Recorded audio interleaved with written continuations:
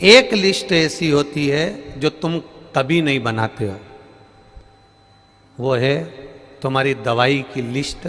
वो लिस्ट दूसरा बनाता है, डॉक्टर बनाता है, कोई दूसरा बनाता है, वो लिस्ट तुम नहीं बनाते। आटा, चावल, दाल, शक्कर, साबुन, सर्फ, पाउडर, जो भी सामग्री तुम्हें चाहिए उसकी लिस्ट तुम बना लोगे।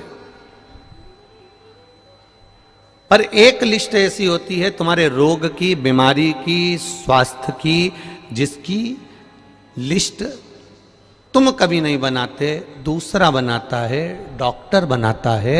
उसी तरह तुम तुम्हारे कर्म की लिस्ट बना सकते हो कि तुमने कैसा कर्म करा है, पर भाग्य की लिस्ट तो मेरा महादेव ही बना पाता है। आप कर्म की लिस्ट बना सकते हो।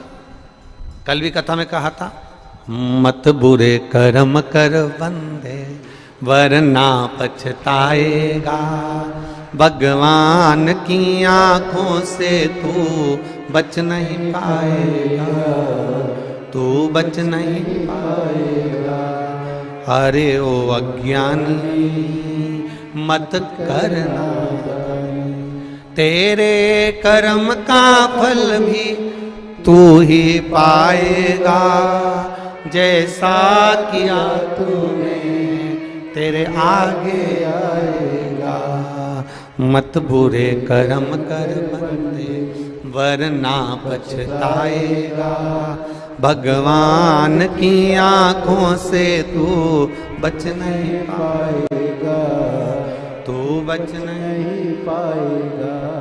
तुम्हारे कर्म की लिस्ट तुम बना सकते हो, अच्छा करा कि बुरा करा, झूठ बोला ना बोला, सत्य कहा ना कहा, उस कर्म की लिस्ट बनाने वाले तुम हो। भगवान गीता में भी कहते हैं कर्म किए जा, कर्म करो। हम भी आपसे कहते हैं कर्म करो, करो कर्म, जाओ जिस कार्य को करने जा रहे हो उस कार्य को लगनता से करना, दिल से करना। और जब तुम लगनता से करोगे, दिल से करोगे, तो निश्चित है उस कार्य में सफलता जरूर मिलेगी, उसको कोई रोक नहीं सकता। करो।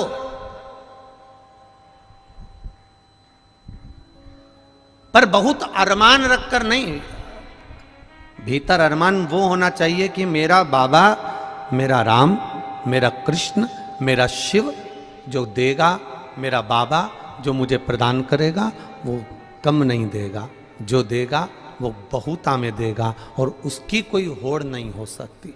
जब वो देता है, सारे देव देते हैं, पल्ला झाड़ कर देते हैं। क्या देते हैं? पल्ला झाड़। सारे देव देते हैं तो पल्ला झाड़ कर देते हैं। तुम्हारे भाग्य में कितना लिखा है, कितना तुम्हारे को देना है, कितना कम देना है, कितना अधिक देना है, कैसा देना है, सारे देव देते हैं तो पल्ला झाड़ कर देते हैं। और मेरा महादेव देता है तो छप्पर फाड़ कर देता है।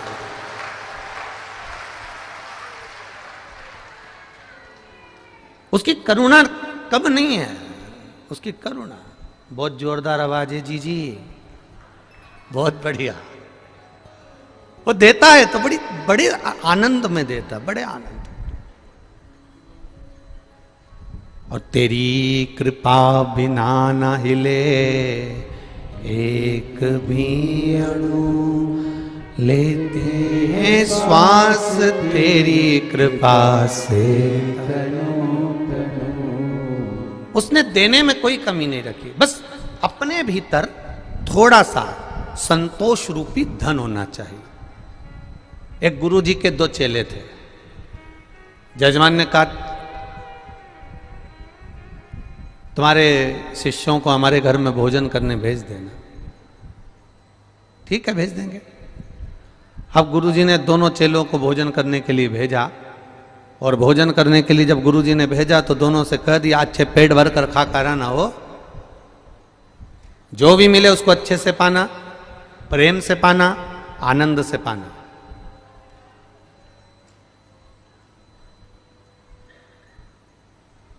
जो ज्यादा भाव खाता है वो बाद में ट्रेन में बैठ के बड़ा पाव खाता है। इसीलिए गुरुजी अपने चेले से कहते हैं कि थोड़ा सा सावधानी से जाना, जैसा मिले वैसा पाना, नखरे नहीं करना, अच्छे से रहना, प्रेम से रहना। शिष्य दोनों चल दिए। अब गुरुजी से शिष्यों ने पूछ लिया किसके यहाँ जाना है? अरे वो नगर में सेठ है ना, बहुत पैसे वाला, बहुत धनपति, बहुत करोड़पति, बस उसी के यहाँ भोजन करने जाना। अब दोनों शिष्य चले और दोनों शिष्यों ने जाकर सुंदर भोजन प्रसादी ग्रहण करी। चांदी की थाली में भोजन आया, श्रीखंड आया, रबड़ी आई, रसगुल्ला आया, पूड़ी आई, सब्जी आई। इन दोनों ने खूब खाई। खाने के बाद सेठ जी आए और उन्होंने दोनों का तिलक करा। तिलक कर कर दोनों को 2-2 रुपए दे दिए। कितने रुपए दिए? जम के बोलो जरा। 2-2 रुपए उनको दिए। अब 2-2 रुपए उनको दिए। दोनों दोस्त जाने लगे, शिष्य जाने लगे। एक बड़ा खुश था, बड़ा प्रसन्न। एक की प्रसन्नता इतनी थी जिसका वर्णन नहीं, और दूसरा मुंह उतारा हुआ था, मुंह लटका हुआ था, लटका लटका मुंह भिन भिन कर रहा था। काय का सेठ? काय का सेठ? बताओ। भिखारी 2 रुपया दिया। काय का सेठ? भिखारी 2 रुपया दिया। अब एक प्रसन्न है और एक का मुंह उतरा हुआ है। एक की प्रसन्नता है और एक का मुंह उतरा हुआ है। अब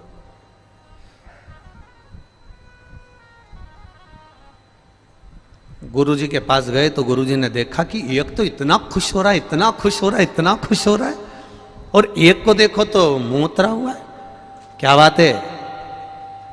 इसको दक्षिणा ज्यादा मिली है क्या? इसको दक्षिणा ज्यादा मिली है क्या? नहीं नहीं, गुरुजी मुझको भी 2 रुपए मिले हैं और इसको भी 2 रुपए मिले हैं, तो तेरा मुंह क्यों उतरा हुआ है?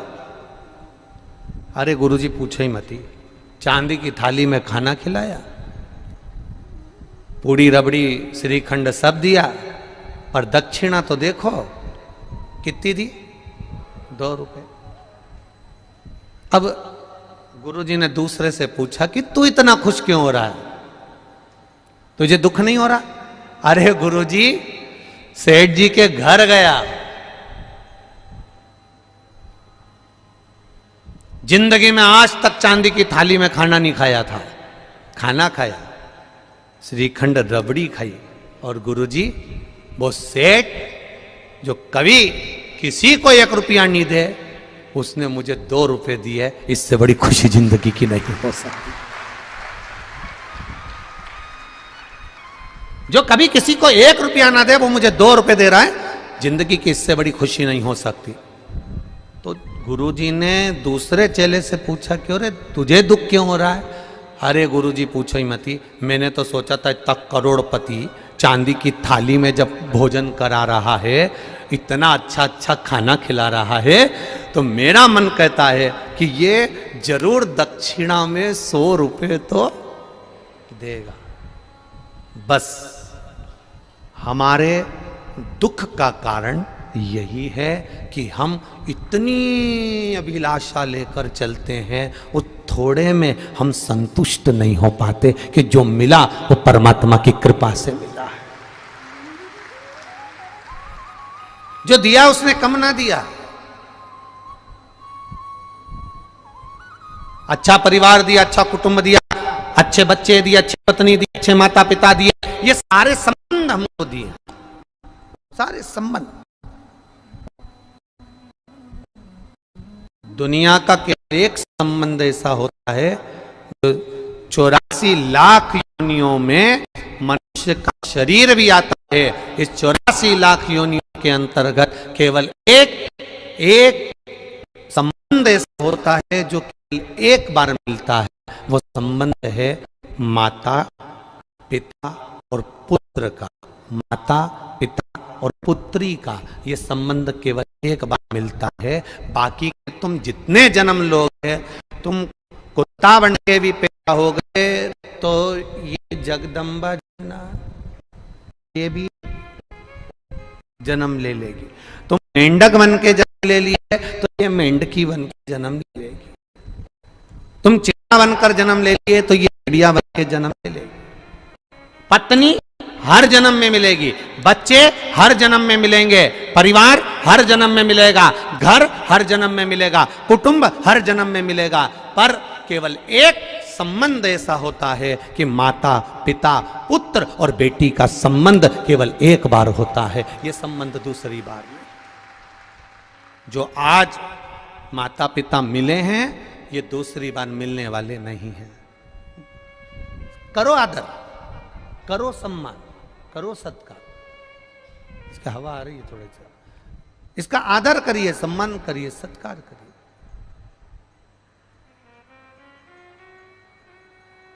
तुम लोग खड़े हो जाते हो ना, इसलिए आस्था वाले तुम्हें दिखाना बंद कर देते हैं।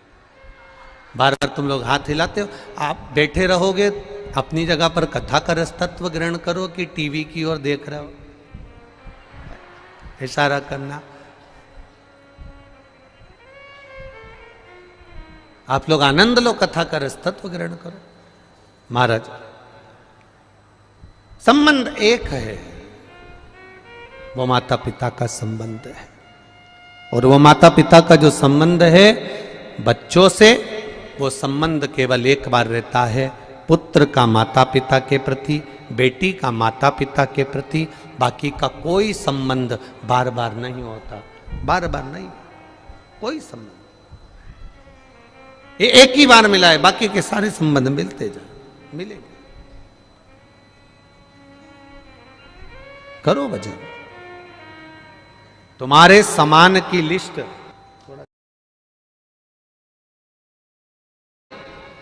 तुम बना सकते हो।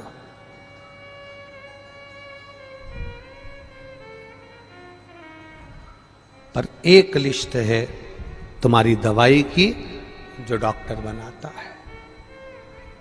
कर्म की लिस्ट तुम बनाओ। मैं मृत्युलोक में जन्मी हूं, मैं इस मृत्युलोक में आई हूं, अच्छा कर्म करूंगी, अच्छा कर्म करूंगा, जिंदगी में कोई ऐसा कार्य कर कर जाऊं कि अंत समय में वो परमात्मा से मिलन हो जाए। और जब उस परमात्मा से मिलन होगा तो वो मिलन फिर आखिरी होगा, आखिरी। और वो धैर्यता, वो आनंदता हमारे भीतर प्रकट होना चाहिए, और वो विश्वास से प्रकट होगी। मानो तो मैं गंगा मां हूं, ना मानो तो बहता पानी। आप मानो तो गंगा जी है, नहीं तो नहीं है। आप मानो तो कुबेरेश्वर धाम का कंकर शंकर है, और ना मानो तो वो तो तुम्हारे गांव में भी कंकर है। मानो तो उसके ऊपर विश्वास लेकर अगर कुबेरेश्वर धाम आए हो, भरोसा लेकर अगर कुबेरेश्वर धाम आए हो, और बाबा के चरणों में बैठकर अगर कथा सुन रहे हो, श्री शिवाय नमस्तुभ्यम कह रहे हो, तो ये भी विश्वास मानकर जाना कि वो तुम्हारा बैग नहीं खोलने देगा, 3 महीने में वापस बुला ही लेगा। भरोसा रखिए, विश्वास, दृढ़ता।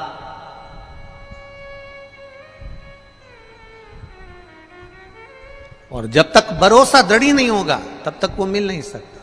एक बच्चे को माता पिता गर्मी की छुट्टी में अपने माता पिता के यहाँ ले जाते थे, दादा दादी के। बच्चा रोज हर गर्मी की छुट्टी में दादा दादी के यहाँ जाता था। बच्चा हर गर्मी की छुट्टी में दादा दादी के यहाँ पहुँचता था। अब बच्चा जब हर गर्मी की छुट्टी में दादा दादी के यहाँ पहुँचता, माता पिता के साथ बैठ कर जाता ट्रेन में, दादा दादी के यहाँ रुकता। समय बीतता गया, बच्चा थोड़ा बड़ा हो गया बच्चा। तो बच्चे ने कहा, पापा पिताजी अब की बार मैं अकेला चले जाऊंगा दादा दादी, अगर आपको छुट्टी नहीं मिल रही तो मैं चले जाता हूं, अकेला चले जाता हूं। अब बच्चे ने जिद करी तो पिताजी ने एक पर्ची लिखी, और पर्ची लिखकर पिताजी ने उसकी जेब में डाल दी और उसको ट्रेन में बिठा दिया।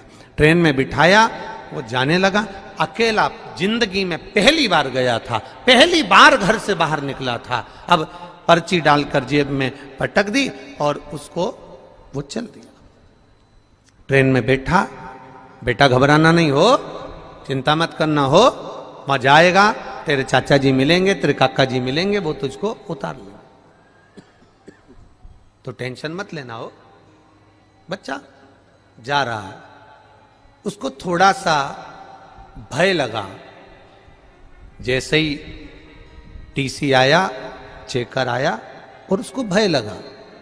जब उसको भय लगा तो उसने सोचा कि ना जाने पिताजी ने जेब में क्या रखा है, देखूं तो सही। और उसने जेब में से पर्ची निकाली और पर्ची निकालकर जेब में से पढ़ा तो उस पर्ची में लिखा था, चिंता मत कर, बैठे रहे, मैं पीछे वाले डब्बे में बैठा हूं, तो टेंशन मत ले। बच्चा निर्विज्ञ हो गया। अब बच्चे को रत्ती भर की चिंता नहीं है। अभी टेंशन था, अभी चिंता थी। पर्ची पढ़ी और पर्ची में लिखा था कि मैं पीछे वाले डब्बे में बैठा हूं, तो चिंता मत कर, तेरे पीछे ही बैठा हूं, तो चिंता मत कर, आराम से बैठे रहे, आराम से चलते रहे, आराम से दादा के घर जा, तो चिंता मत करना, मैं पीछे बैठा हूं, चिंता करने की जरूरत नहीं है। बस वो पर्ची कुबेरेश्वर धाम में प्राप्त होती है कि आप चिंता मत करना, मेरा महादेव तुम्हारे साथ पीछे पीछे चल रहा है। अकाल मृत्यु वो मरे जो काम करे चंडाल का, काल उसका क्या बिगाड़े जो भक्त हो महा। वो चल रहा है तुम्हारे पीछे पीछे, हर पल, हर घड़ी, हर क्षण चल रहा है।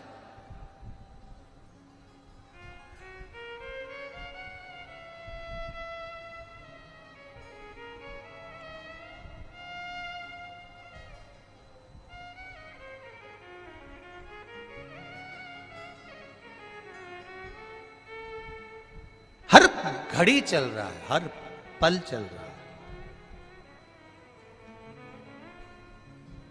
आज एक दिल्ली की कोई बहन, कोई मिलिट्री में उनके पति हैं, उनके साथ आई हुई है, और वो जहां हम कक्ष में हैं उस कक्ष के आगे टिक कर बैठी थी और उसकी बात चल रही थी।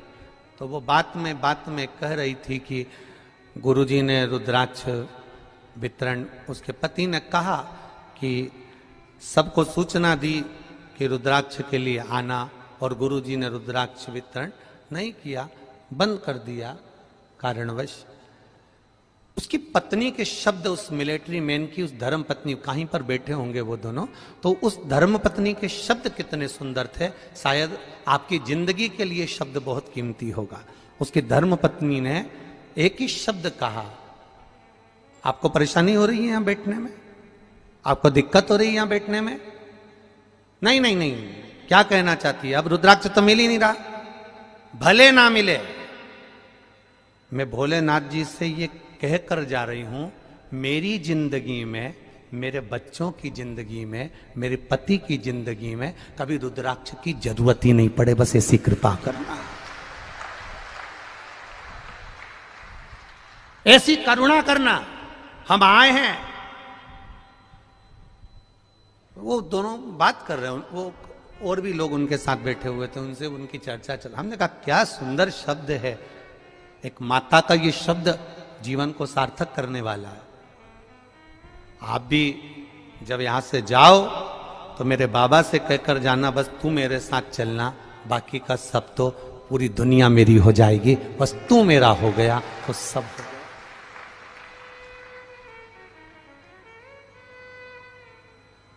अगर तू मेरा है तो दुनिया सब मेरी है, और तू नहीं तो फिर कुछ नहीं, कुछ नहीं। महाराज,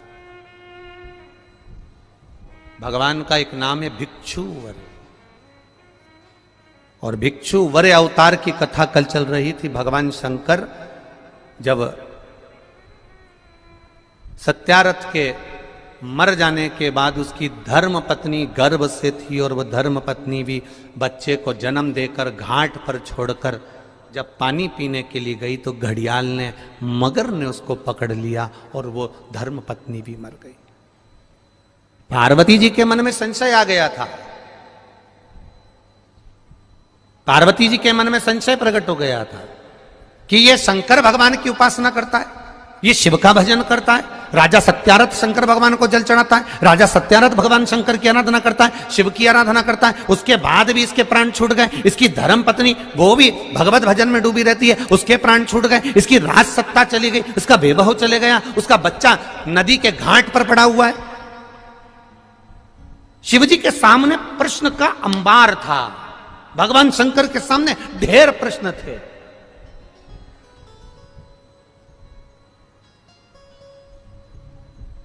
उसका नाम शंकर है। क्या बोलते हैं उसको? शंकर। जो शंका को भी समाप्त कर दे उसी को शंकर कहा जाता है, जिसका एक एक कंकर आनंद देने वाला। शंकर को भजने वाले के भीतर शंका नहीं होना चाहिए। कोई 50 बार कह दे पानी चढ़ाने से क्या होता है, कोई 50 बार कह दे बेलपत्र चढ़ाने से क्या होता है, कोई 50, ये पत्र आया देखो।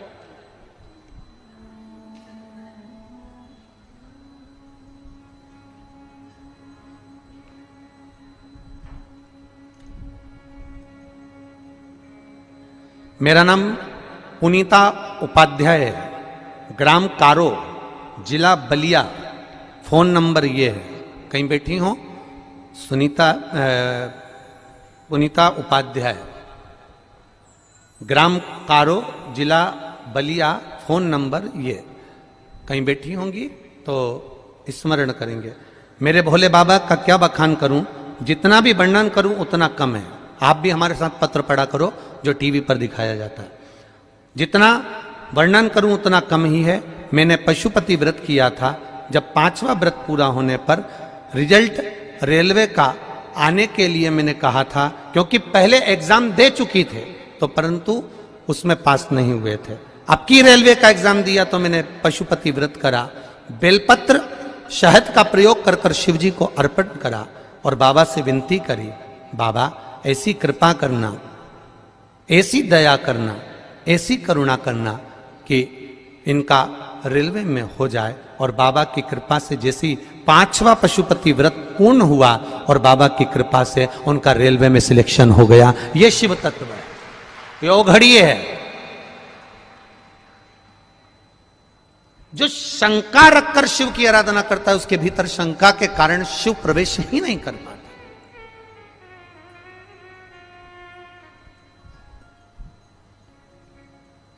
सबसे ज्यादा घर किसके बिगड़ते हैं? जो शंका में रहता है। किससे बात कर रहे थे? कौन है वो? एक बार मेरे सामने आ जाए ना तो उसके तो चिमटा छोड़ दूं। बस इतनी देर में कई कई पत्नियों की आदत रहती है दिन भर शंका शंका शंका शंका। कई कई पतियों की आदत रहती है दिन भर मोबाइल में टटोलता ही रहता है, इसने किससे बात करी थी, कौन था, कौन था, कौन था। अपनी आनंद की जिंदगी सब नरक कर ली केवल शंका करते करते करते करते। एक बार अगर विश्वास करा होता तो शंका बीच में आती ही नहीं।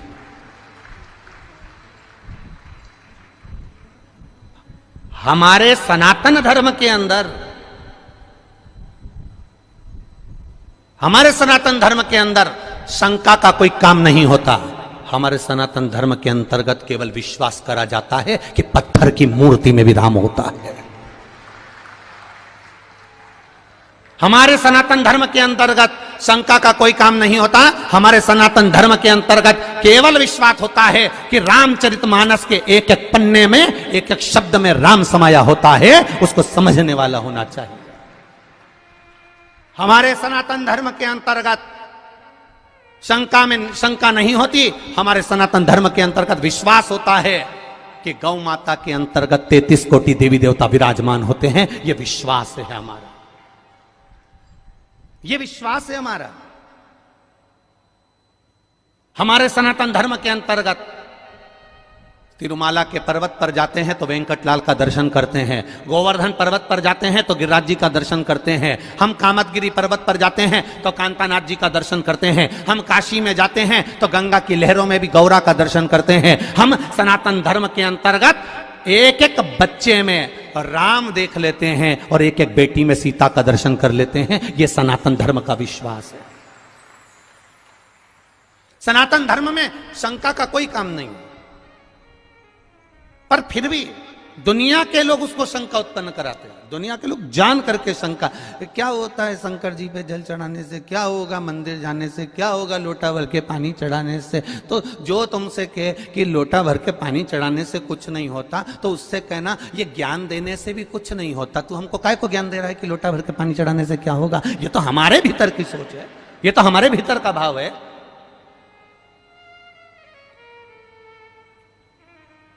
शिव का जो भक्त होता है वो विश्वास पर जीता है, भरोसे पर, दृढ़ता पर जीता है।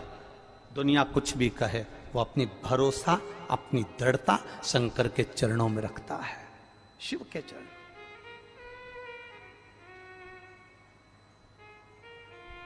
पार्वती, तुमने राजा सत्यारथ का जीवन देखा है, तुमने राजा सत्यारथ के लिए, तुम कह रही हो कि राजा सत्यारथ पूजन करता था, पाठ करता था, अर्चना करता था, शंकर को जल चढ़ाता था, शिवालय जाता था, और उसकी धर्म पत्नी भी जल चढ़ाती थी, शिवालय जाती थी, उसका बच्चा पड़ा हुआ है, उसका पूरा वैभव चले गया। शंकर की आराधना करने वाले को इतना कष्ट होगा, शिव की आराधना करने वाले को इतना दर्द होगा, शंकर की आराधना करने वाले को इतना दुख होगा। ये तो होना नहीं चाहिए था।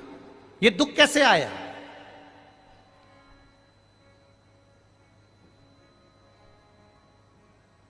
ये कष्ट कैसे आया? ये तकलीफ कैसे आई? शिव जी ने कहा, पार्वती चल मैं तुझे घुमा के लाऊं, और घुमाया। जलाशय में पार्वती जी को पूरी लीला का दर्शन करा दिया कि पूर्व समय के भोग के कारण, पूर्व समय के दूसरे का सामान ले लिया था, दूसरे के घर पर आक्रमण कर दिया था, दूसरे का वैभव चुरा लिया था, दूसरे का धन चुरा लिया था, दूसरे की सत्ता चुरा ली थी। इसलिए इस जन्म में भले मेरा भजन करा इसने, मुझ पर जल चढ़ाया इसने, मेरी आराधना करी इसने, पर पूर्व कर्म का भोग तो भोगना पड़ेगा। हम पहले भी कथा में कहे, तुम वेद पुराण को मानो ना मानो,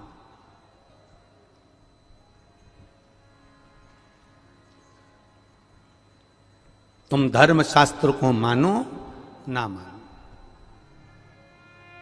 तुम अपने बड़ों को मानो ना मानो, तुम अपने गुरु को मानो ना मानो, पर इतना जरूर मानकर चलना कि कर्म का भोग तो परमात्मा को भी भोगना पड़ा, तो अपन तो मनुष्य हैं, भोगना पड़ता ही है, पड़ेगा। कोई तुमसे कह दे मेरे पास आकर बैठिया मैं दुख नहीं आने दूंगा, कोई तुमसे आकर कह दे कि मेरे पास आकर बैठिया मैं ऐसा काम कर दूंगा कि तुम्हारे जीवन में दुख नहीं आएगा, तकलीफ नहीं आएगी, कष्ट नहीं आएगा, तो समझ लेना कि ये बेवकूफ बना रहा। दुख आएगा, कष्ट आएगा, रोग आएगा, बीमारी आएगी, तकलीफ आएगी, क्योंकि पूर्व के कष्ट का, पूर्व के कर्मों का भोग हमको भोगना है। पूर्व के कर्मों का भोग हमको भोगना, वो कौन भोगेगा? तुम्हारी कमाई के हिस्सेदार होते हैं तुम्हारी पत्नी, तुम्हारे घर के माता पिता, तुम्हारे भाई बंधु और तुम्हारे बच्चे तुम्हारी कमाई के हिस्सेदार होंगे। पर एक बात अपनी जिंदगी में उतार कर रखना, तुम्हारे कर्म के हिस्सेदार नहीं होंगे कि तूने कमाया कैसा था। तुम्हारी कमाई के हिस्सेदार तुम्हारी पत्नी भी होगी, तुम्हारे बच्चे भी होंगे, बेटा भी होगा, बेटी भी होगी, माता भी होगी, पिता भी होंगे, भाई भी होंगे, बंधु भी होंगे, बहनें भी होंगी, उनके सारे रिश्तेदार होंगे, तुम्हारी कमाई के हिस्सेदार होंगे, पर तुम्हारे कर्म के हिस्सेदार नहीं हो सकते। कर्म का भोग तो तुझे अकेले ही भोगना है। तब वो परमात्मा भी कहेगा कि तेरा क्या होगा रे कालिया, फिर वो भी कहेगा कि होगा क्या, क्या कर्म करेगा। कोई दूसरा नहीं भोगेगा, हमें भोगना है, हमें।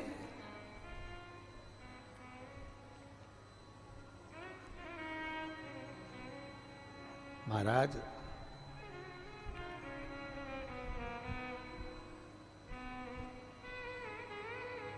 कर्म का भोग तो भोगना, कोई दूसरा नहीं भोगने वाला।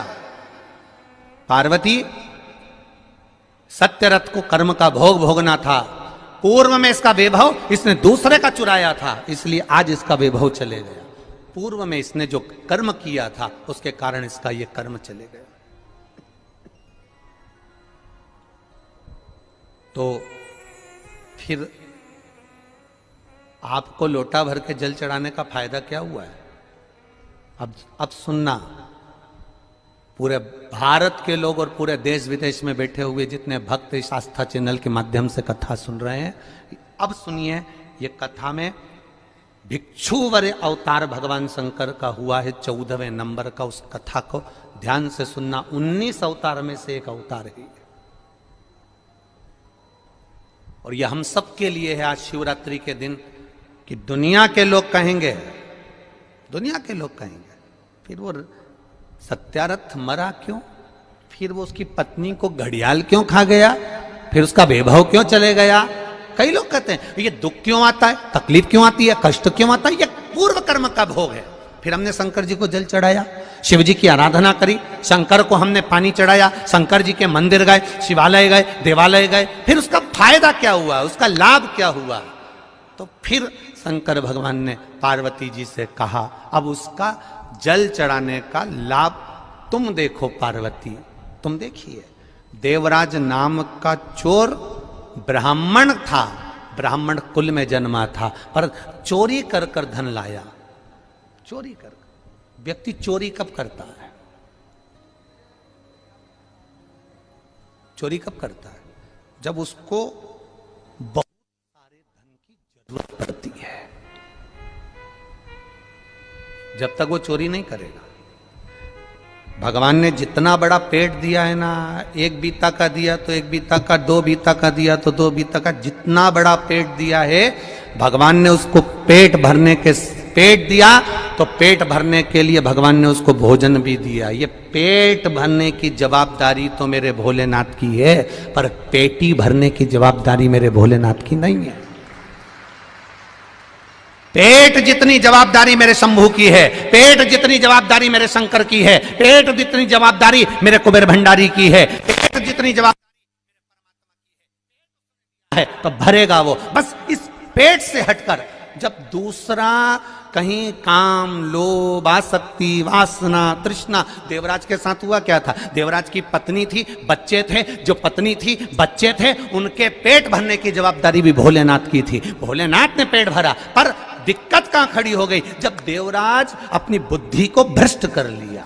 बुद्धि कब भ्रष्ट हुई? जब देवराज ने एक सुंदर कन्या को देख लिया, सुंदर स्त्री को देख लिया, स्त्री के चक्कर में पड़ गया। स्त्री ने कहा मुझे सुंदर सोने का हार ला कर दो, उसने हार ला कर दिया। मुझे सुंदर ये सामान ला कर दो, उसने ला कर दिया। अब उसके पास जितना धन था उसने खर्च कर दिया, अब कहां से लाएगा? तो उसने फिर चोरी करना प्रारंभ करा। जब अति होने लगती है, जब किसी चीज की जरूरत ज्यादा पड़ने लगती है, तब वो चोरी करना प्रारंभ कर। इतना बड़ा मोबाइल था, इतना बड़ा, 1500 रुपए का था।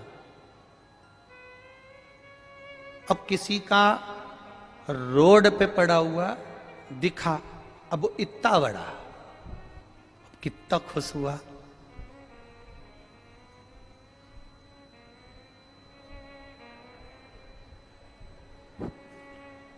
उठा लिया। आसक्ति बढ़ गई, लोभ बढ़ गया, ले गया, चले गया, बढ़ गया लोभ, ले गया वो। अब क्या कभी मोबाइल बेकार नहीं होगा? अरे बोलो तो जम के जरा जीजियो। नहीं होता क्या? कभी नहीं होता क्या? होता है। मालूम पड़े लेकर गया था, जेब में से गिर गया, स्किन टूट गई, बेकार हो गया, कितने दिन चलेगा?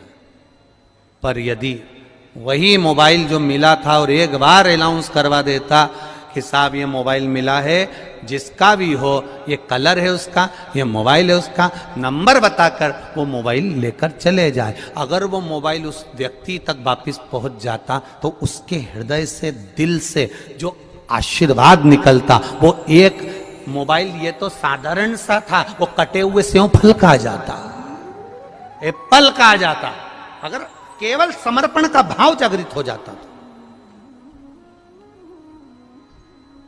समर्पण का भाव।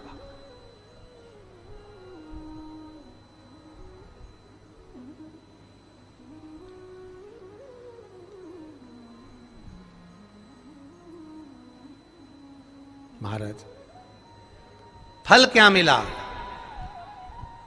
जल चढ़ाने का फल क्या है?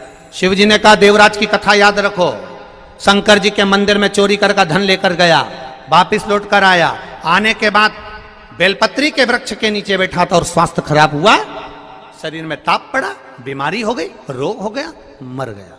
मरा, शंकर जी ने उसके लिए नंदी लगाया, नंदी पर बैठकर वो कैलाश धाम गया। तो इसने तो पाप करा था, इसने तो चोरी करी थी, इसने तो ये चोरी का धन लाया था, और इसने तो कभी शंकर का गुणगान नहीं करा, फिर मरकर इसको कैलाश धाम कैसे मिल गया? तो देवराज ने भी ये प्रश्न किया। तो भगवान शंकर नंदी पकड़कर जब चल रहे थे तो नंदी जी बोल दिए, सुन देवराज, ये तेरा पुण्य नहीं है, ये तेरा पुण्य नहीं है देवराज, जो तुझे मिल रहा है कैलाश धाम, ये पुण्य है तेरी बूढ़ी माँ का, जो रोज शंकर के मंदिर जाती थी, लोटा भर के जल चढ़ाती थी, उसका पुण्य बेटे के हिस्से में आ गया।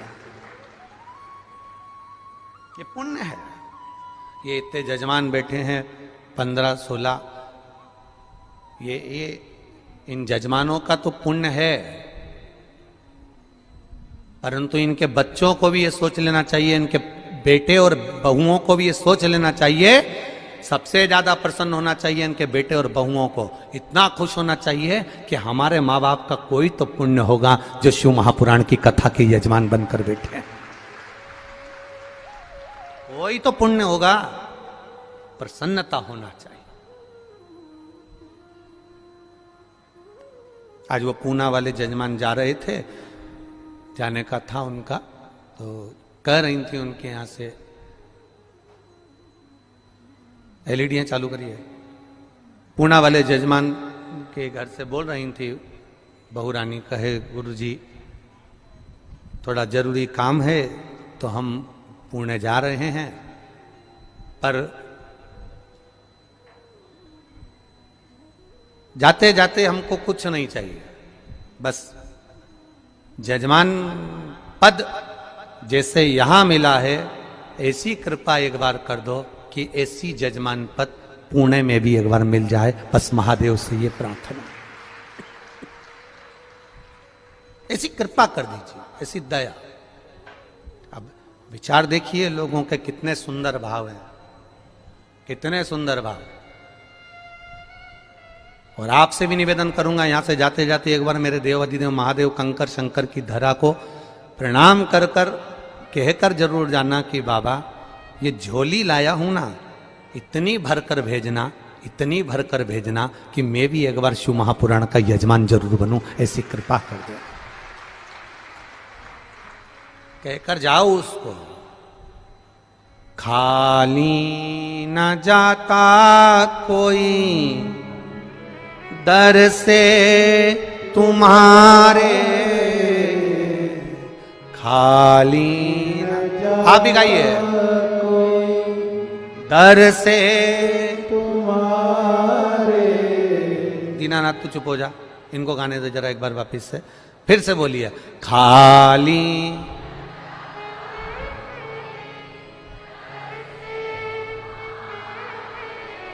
मैं भी खड़ी हूं नन्ही बाहें पसारे, मैं भी खड़ा हूं,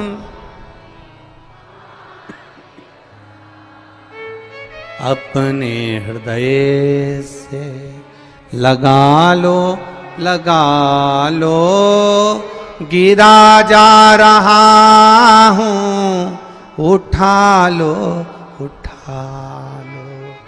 प्रभु अपने दर से अब तो न टालो, गिरी जा रही हूं, उठा लो। खाली न जाता कोई दर से, मैं भी खड़ी हूं नन्ही बाहें पसारे। बाबा तेरे दर से कोई खाली नहीं गया, जो आया वो झोली भर कर ले गया। तो फिर मेरे लिए क्यों ना प्रभु, मेरे लिए क्यों ना।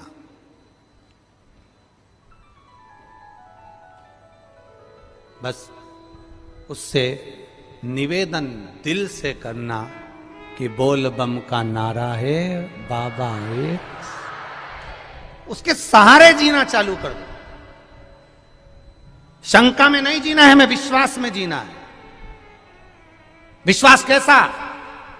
तुम्हारे घर में जो शिव है, तुम्हारे घर में जो कंकर है, तुम मंदिर जाओ तो मूर्ति में भी तुम्हें राम और कृष्ण और शिव नजर आना चाहिए। तो समझ लो कि तुम्हारी दृष्टि विश्वास पर जागृत हो गई,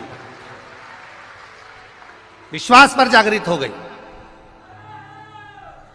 अब कहे लोग शंका और विश्वास में बहुत अंतर है महाराज। शंका तुरंत उत्पन्न हो जाती है, शंका तुरंत आ गई। किसी ने कुछ बोला और तुम्हें शंका आई, किसी ने कुछ कह दिया और उसमें शंका। अब शंका तो अभी सोशल मीडिया पे कितना कितना चल रहा है। हम कहें जितने लोग सोशल मीडिया पे डाल रहे हैं कि इतने सारे मर गए ने, इतने सारे जी गए ने, ऐसी भगदड़ हो गई। जब पूरी जमाने भर की मीडिया यहां पर है तो भगदड़ का एक सीन भी बता देते जिंदगी में। तुमने लिखा तो था कि भगदड़ हुई, रुद्राक्ष फेंका, ये करा वो करा, दिखाते तो सही एक बार कि इतने मर गए, इतने जी गए।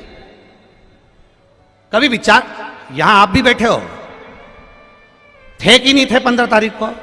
बोलो, जम के बोलो, थे ना?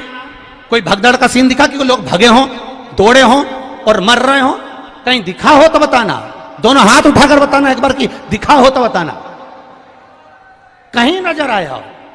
अब किसी को हार्ट अटैक हो गया तो कह दिया भगदड़ हो गई। महाराज उसके शरीर पर किसी का एक जूता पड़ा हुआ दिखा हो, किसी का पांव पड़ा हुआ दिखा हो, किसी को खरोच आती हुई दिखी हो तो जरूर बताना। यह महादेव की धाम है, इसको बदनाम करने का प्रयास मत करिए।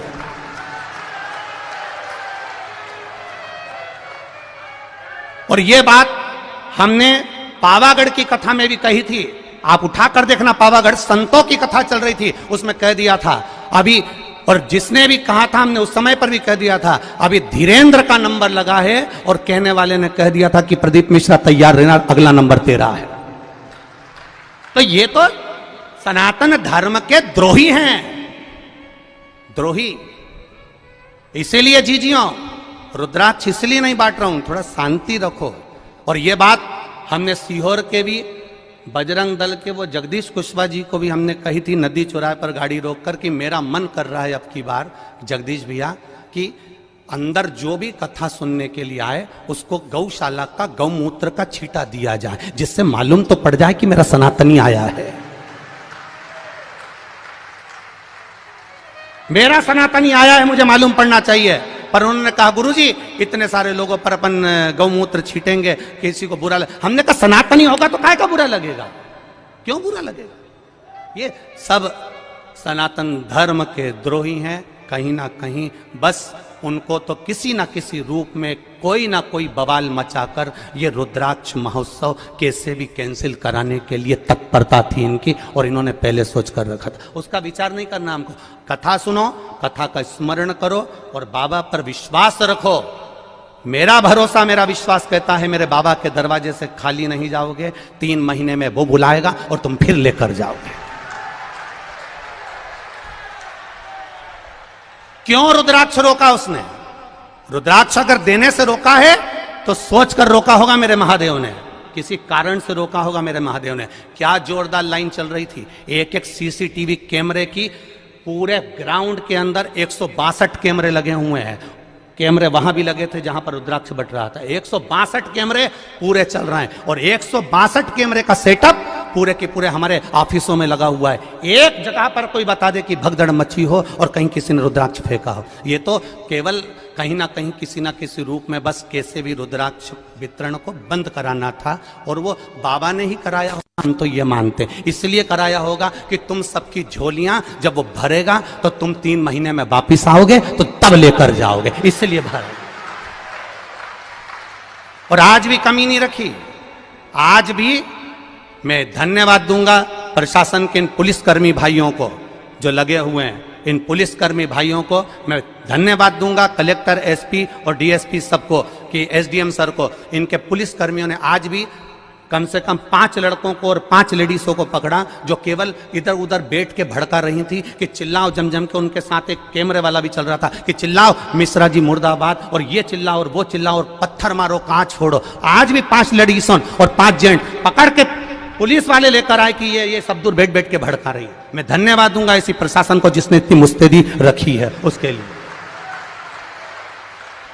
और समझने वाले नहीं समझ पा रहे कि कितना विरोध करने वाले लगे होंगे, कितनी चाल चल रहे होंगे, जरा विचार करिएगा एक बार।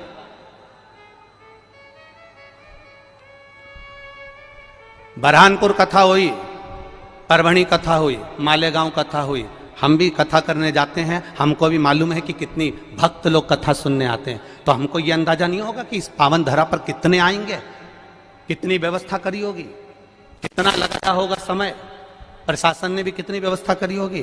केवल बस चक्र घुमाना है, और चक्र को घुमाकर कैसे भी सनातन धर्म को ले जाकर खड्डे में डाल देना है, उसके बाद सनातनियों को दूर हटाना है। तुम समझे ही नहीं।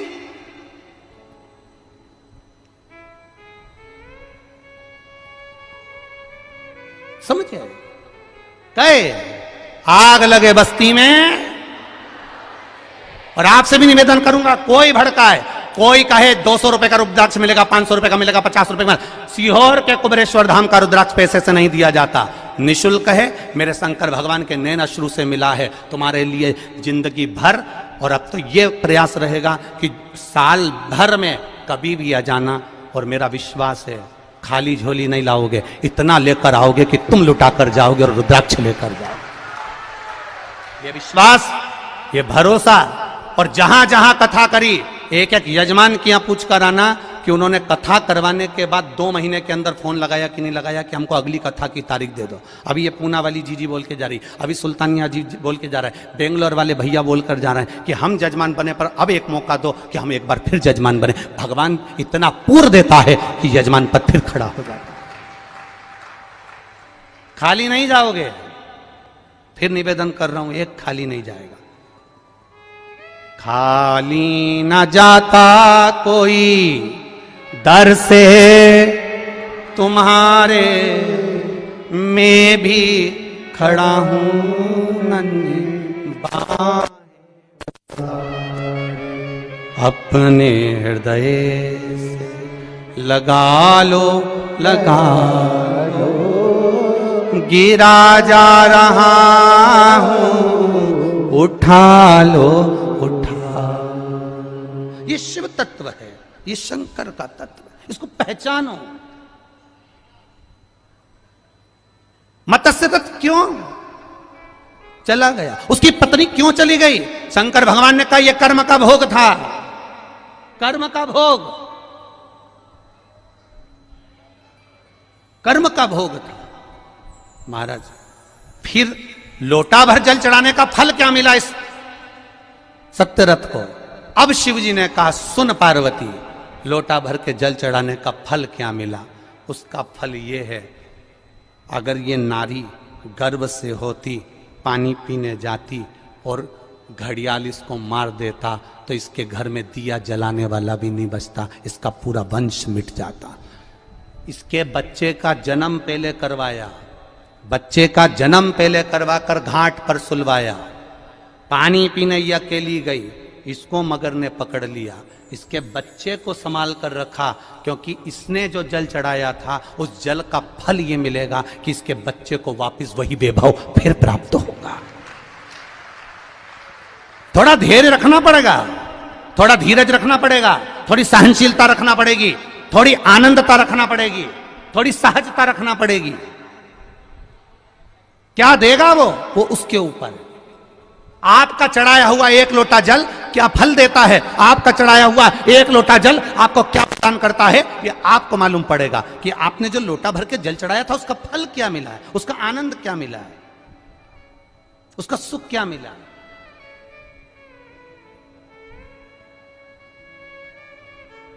और कई लोग कहते हैं गुरुजी इतने सारे लोग खो रहे हैं, इतने सारे लोग खो रहे हैं। हम उनसे निवेदन करेंगे, ये कुबेरेश्वर धाम पंडित प्रदीप मिश्रा का नहीं है, ये कुबेरेश्वर धाम आप सबका है।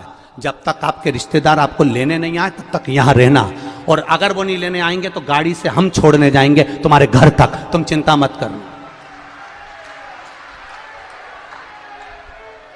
गाड़ी से हम छोड़ने चलेंगे तुम्हारे घर तक, चिंता करने की जरूरत नहीं है। तुम अपने बाप के घर में आए हो, पिता के घर में आए हो, कुबेरेश्वर धाम में आए हो, तुम क्यों चिंता करते हो।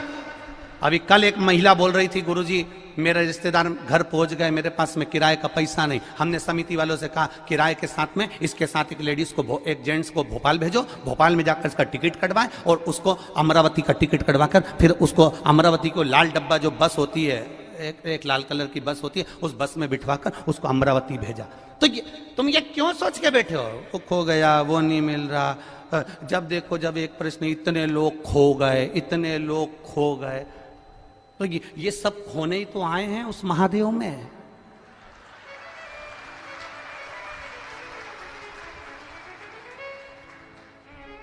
जैसे परिवार वाले खोए हुए को ढूंढते हैं, वैसे ही कुबेरेश्वर धाम आने वाले को मेरा महादेव टार्च लेके ढूंढता है। कहां है वो जो आया था सिद्धपुर नगर में सीहोर की धरा पर, मां सीवन के तट पर, जिस सीवन के तट पर 108 शिवालय बसते हो, जिस सीवन के तट पर भगवान चिंतामन गणेश विराजमान होते हो, जिस सीवन के तट पर खेड़ापति सरकार विराजमान होते हो, जिस सीवन के तट पर हनुमान फाटक पर हनुमान विराजमान होता हो, जिस सीवन के तट पर मेरा राम हीरे की आंख लगाकर बैठता हो, ऐसी पावन धरा पर तुम आए हो। कोई साधारण भूमि ऐसी और खोने आए हम तो, यहां हम तो खो गए। हम तेरी दुनिया में आकर खो गए, बस और क्या बचा। ये उसकी भक्ति है, ये शिव तत्व है महाराज शंकर का। और जब उस आनंद को हम जिए हैं महाराज, और उस मस्ती का आनंद, उस सुख का आनंद आप रूप बढ़ जाता है।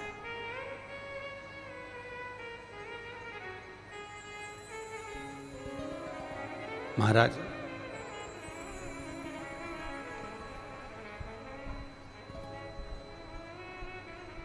कब से खड़ी हूं झोली पसार, क्यों न सुनो तुम मेरी पुकार।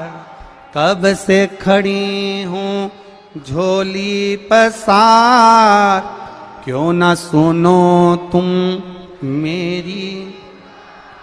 मुझे तेरा ही सहारा है मेरे भोले बाबा, मुझे तेरा ही सहारा है मेरे भोले बाबा। मैंने तुम्हें ही पुकारा है मेरे भोले बाबा, मैंने तुम्हें ही पुकारा है मेरे भोले बाबा।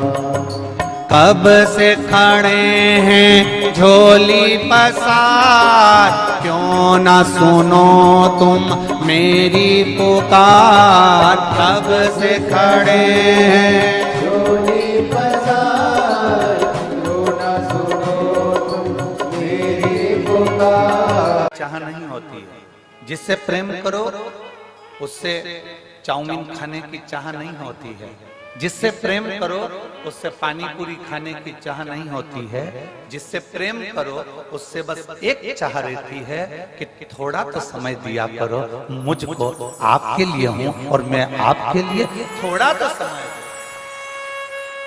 जिससे प्रेम होता है बस समय की चाह करती है। पत्नी पति से कह देती क्या ये फालतू का लफड़ा लगा कर रखा, दिन भर दिल्ली जाना, नोएडा जाना, यहाँ जाना, वहां जाना, वहां जाना। कम से कम हम आपसे प्रेम करते हैं, थोड़ा समय तो दिया करो। बोलो जी क्यों, सही बात है कि गलत? जम के बोलो जी, सही है ना? एक पत्नी पति से कहती है मुझे समय दो, पति पत्नी से कहता है समय दो, पति अपने धंधे से कहता है, धंधा कहता है, बिजनेस कहता है तुम मुझे समय दो। बोलो बिजनेस कहता है कि नहीं कहता? समय दोगे तो मैं कमाई कराऊंगा, समय नहीं दोगे तो मैं कमाई। अर्थात तुम्हें बिजनेस से प्रेम करना पड़ेगा, प्रेम करोगे तो समय दोगे। सुबह 9 बजे से जाके दुकान पे बैठोगे, रात को 10 बजे तक आओगे, मतलब तुमने काम से प्रेम किया। अब तुमने काम से प्रेम किया तो काम ने तुमको धन दिया। पत्नी से तुमने प्रेम करा तो पत्नी ने भी तुमको इसने बस प्रेम की 2 बोल दिए, नहीं तो जगदम्बा रोज धड़धड़ाती थी। प्रेम जो तुमने दिया, प्रेम तुमने अगर प्रदान किया, प्रेम में सबसे कीमती है, प्रेम की सबसे बड़ी कीमत है, प्रेम की सबसे बड़ी कीमती दौलत है उसका समय। और जिससे प्रेम होता है ना उसके पास तुम 4 घंटे भी बैठ जाओ ना, समय कम ही पड़ जाता है। प्रेम की कीमत ही सबसे बड़ा समय।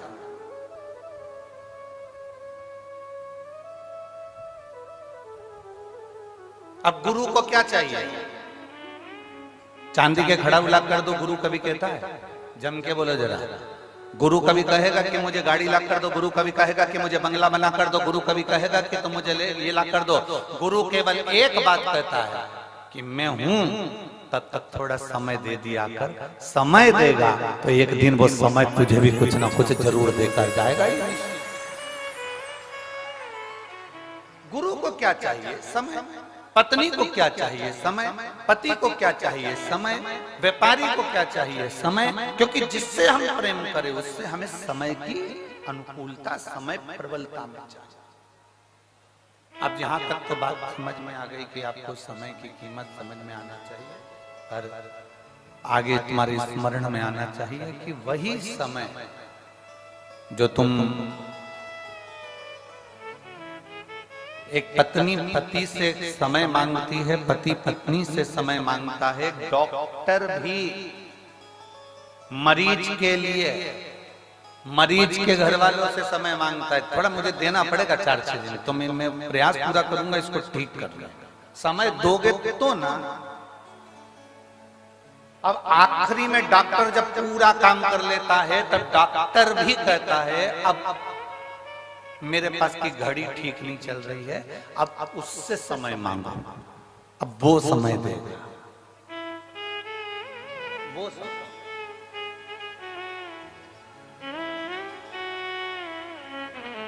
और अब उससे प्रार्थना करी, उससे निवेदन करा, उससे विनती करी, उससे चाकरी करी।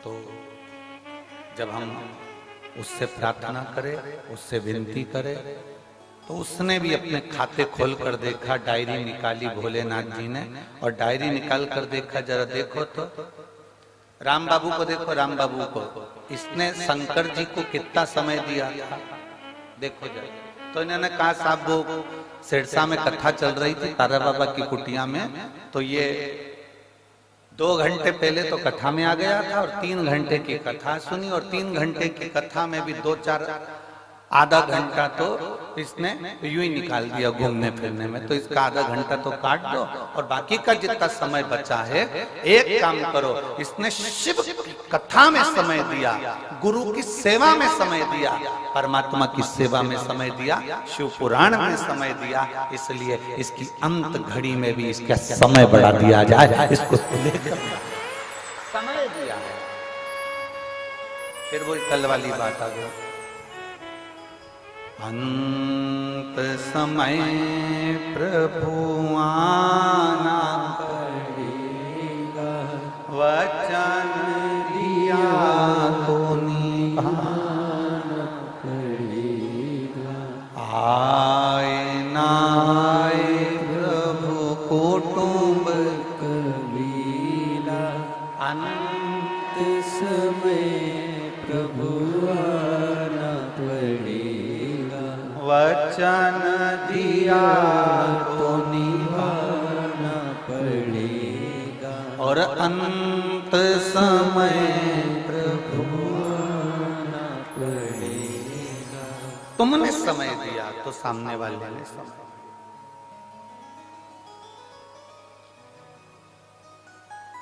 अब तुम्हारे पास समय ही नहीं है।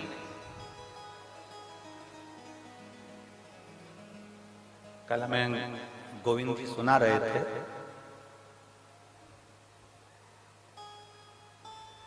गोविंद जी सुनाते बहुत अच्छा है।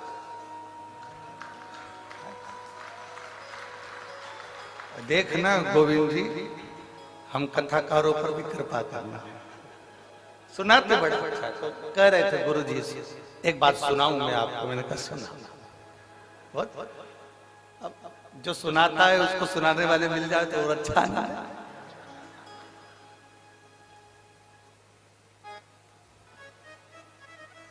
कल किसी एक भक्त का मैसेज भी आया, उसने कहा गुरुजी हरियाणा में सब दमदार लोग रहते हैं।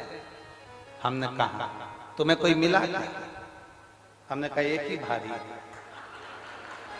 किससे मिले जाते हैं? मिले भी तो मिले कैसे? अब वो कहने गुरुजी, एक बार बाबा जी के पास हम बैठे हुए थे और वो बोले गोपाल जी को कि गोपाल नहीं आया। तो कहा बाबा जी निकले हैं, अब आएंगे तो वो गाड़ी से चले हैं नोएडा आदि से, तो वो धीरे धीरे धीरे धीरे पहुंचेंगे। अब लंबा सफर 300 किलोमीटर का। तो गोविंद जी कह रहे थे बाबा जी बोले उसको बोलो ना कि हेलीकॉप्टर उतार लाया।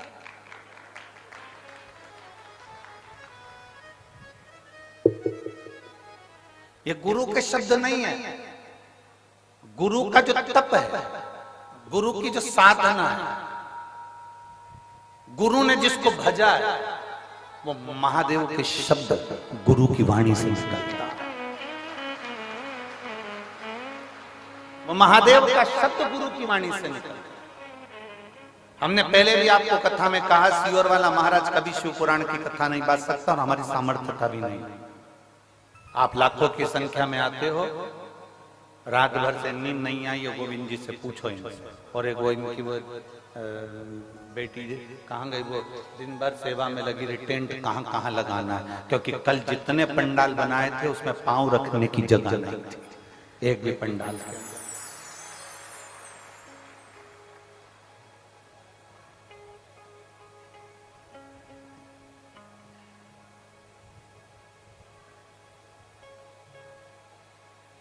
अब 2024 की कथा है, 24 कैरेट सोने की कथा है, सहज नहीं है।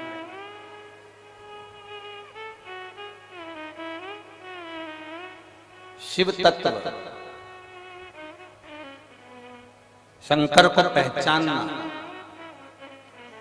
गुरु को पहचानना, सतगुरु को पहचानना, संत को पहचानना, भगवंत को पहचानना, माता पिता को पहचानना।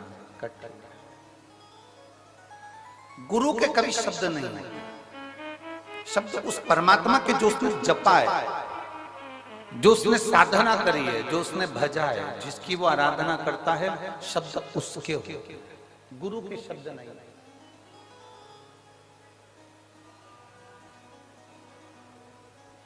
गुरु कोई वाणी नहीं बोलता, गुरु के शब्द में परमात्मा के शब्द जुड़े होते हैं।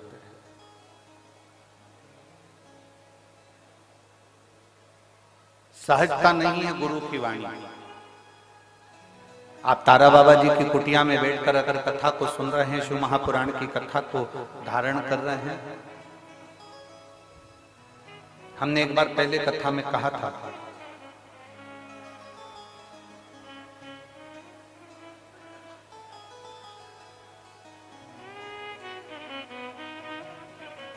गाय जंगल में चरती है,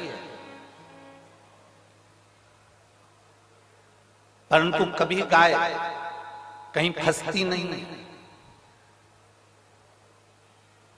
बकरी जंगल में चरती है, बकरी कहीं पर फंसती नहीं है। कारण गाय को चराने वाला पीछे चल रहा होता है, उसके हाथ में डंडा होता है और वो किसान वो गाय चरा रहा होता है, ग्वाला गाय चरा रहा होता है। गाय को मालूम है मेरा कोई मालिक है। गाय को मालूम है मेरा कोई सेठ है, गाय को मालूम है मेरा मालिक है। अगर मैं कहीं फंस भी गई तो मेरा मालिक मुझको जम के बोलो जरा निकाल। बकरी को मालूम है कि मेरा मालिक पीछे चल रहा है, अगर मैं कहीं फंस गई तो मुझे मेरा मालिक निकाल देगा।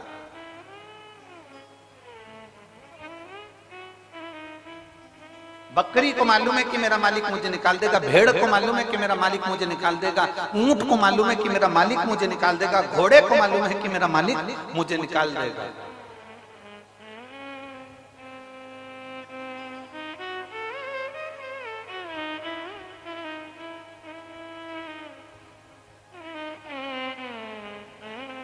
चिड़िया को भी मालूम है कि मुझे कोई ना कोई बाहर निकाल देगा, क्योंकि उसको एक अंदाजा है कि मेरा मालिक मेरे पीछे चल रहा है। गाय चराने वाला, बकरी चराने वाला, भेड़ चराने वाला, ऊंट चराने वाला पीछे चल रहा है।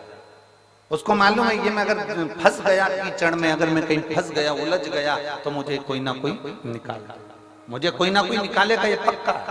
मेरा मालिक मुझे निकालेगा, ये पक्का। जब गाय ये विचार कर कर चलती है कि मैं फंसूंगी तो मेरा मालिक मुझे निकाल देगा, बस वही अंदाजा, वही सोच, वही वृत्ति, वही मन तुम्हारा होना चाहिए। तुम जब जब उलझो तब तक तुम दूसरों को मत पुकारना, तुम्हें ये अंदाजा होना चाहिए कि मेरा मालिक मेरे साथ चल रहा है, वो मुझे निकाल। मेरा गुरु मेरे साथ है, मेरा शिव मेरे साथ है, मेरा शंकर मेरे साथ है, मेरा ओघड़ी मेरे साथ है, मेरा शंभू मेरे साथ।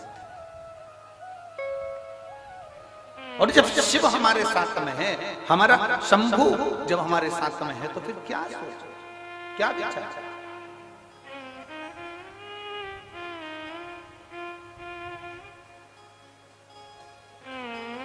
बहुत अच्छा बंगला देखोगे ना तो तुम्हारे मन में एक बात जरूर आएगी, इतनी सुंदर दीवार है ना, अंदर से बंगला कितना सुंदर, जाके देखो क्या।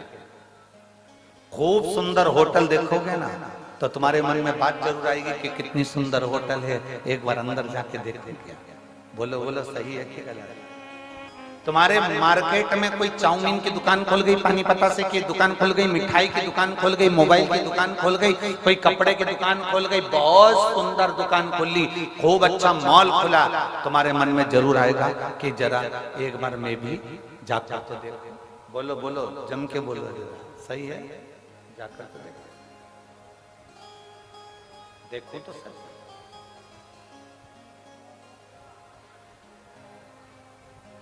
सुंदर कपड़े की दुकान तुम्हारे मन में आया कि मैं जाकर देखूं। सुंदर, बहुत सुंदर बंगला बना है, जाकर देखूं कि अंदर कोई है कि नहीं। मन में उत्सुकता, अच्छा एलिवेशन देखा तो तुम्हारे मन में भाव प्रकट हो गया कि मैं अंदर जाकर देखूं। अच्छी दीवार देखी, मन में उत्सुकता जाग गई कि अंदर जाकर देखूं। अच्छा एलिवेशन, अच्छी दीवार, अच्छी चौखट, अच्छा सब कुछ अच्छा देखा तो मन में जागरूकता जाग गई, मैं भी जाकर। अच्छा एलिवेशन देखकर लोग आपके घर में आते हैं, अच्छी दीवार देखकर लोग आपके घर में आते हैं, अच्छा कपड़ा देखकर लोग तुम्हारी दुकान पर आते हैं, अच्छी पर्दे देखकर लोग तुम्हारी दुकान पर आते हैं, तुम्हारे घर पर आते हैं, तुम्हारी चौखट पर आते हैं। जैसे अच्छी एलिवेशन, अच्छी दुकान, अच्छा कपड़ा, अच्छा मोबाइल, अच्छा किराना देखकर दुनिया के लोग आपकी दुकान में और आपके घर में आते हैं, उसी तरह मेरा महादेव तुम्हारा घर अच्छा देखकर नहीं, तुम्हारा कपड़ा अच्छा देखकर नहीं, मेरा महादेव तुम्हारा दिल अच्छा देखकर तुम्हारे घर में प्रवेश कर। मेरा महादेव कभी भी ये देखकर नहीं आया कि तुम्हारा मकान कितना बड़ा है, मेरा महादेव ये देखकर नहीं आया कि तुम्हारा घर कितना बड़ा है, मेरा महादेव ये देखकर नहीं आया कि तुम्हारे पास में संपदा कितनी है, मेरा महादेव केवल ये देखकर आया कि तुम्हारी चित्त वृत्ति में शिव की भक्ति कितनी है। और शंभो शरणे पड़ी मांगू घड़ी रे घड़ी काटो दया करीने दर्शन शंभो शरणे पड़ी मांगू घड़ी रे दुख काटो दया करीने दर्शन। शिव कभी नहीं देखा कि तुम्हारे संपदा कितनी, दौलत कितनी, धन कितनी, वैभव कितना, सत्ता कितनी, गाड़ी कितनी। शंकर भगवान ने तो केवल एक चीज देखी है कि तेरा दिल कितना बड़ा है, तेरा मन, तेरी चित्तवृत्ति, तेरा व्यवहार कितना उच्च है। शंकर को तुम्हारी दौलत से, शंकर को तुम्हारे वैभव से, शंकर को तुम्हारे धन से कोई प्रीति नहीं, कोई प्रीति नहीं।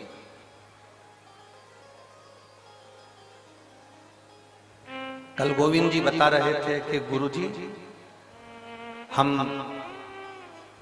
तारा बाबा जी से कहते थे कि आपकी झोपड़ी छोटी सी है, इसको बड़ा कर दें। तो बाबा जी कहते थे मुझे क्या करना बड़े महल में रहकर, मेरी झोपड़ी ही अच्छी है। बाबा जी हम कुछ अच्छा बना दें यहाँ पर, मुझे क्या करना, मुझे तो सब कुछ नहीं बनवाना, मेरा जैसा है वैसा।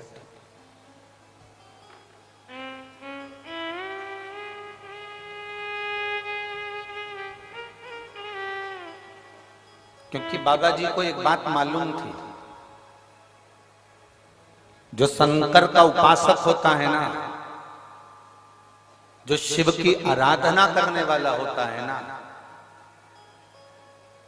जो शंकर की भक्ति में डूबने वाला होता है, मेरी जीजियों, मेरे जीजाओं, मेरी बेटियों, मेरे बेटाओं, मेरी बहनों, मेरे भाई, शंकर की भक्ति में डूबने वाला, शंकर को मानने वाला, शिव की आराधना में डूबने वाला, शिव तत्व को जानने वाला एक बात हमेशा जानता है कि मुझे किसी से कुछ नहीं चाहिए। जो शिव की आराधना करने वाला होता है वो शंकर से ही मांगकर बहुत कुछ प्राप्त कर लेता है। शिव जी के 21 अवतार हुए हैं, शंकर भगवान के 21 अवतार एक हुए हैं, फिर 11 रुद्र अवतार अलग हुए हैं।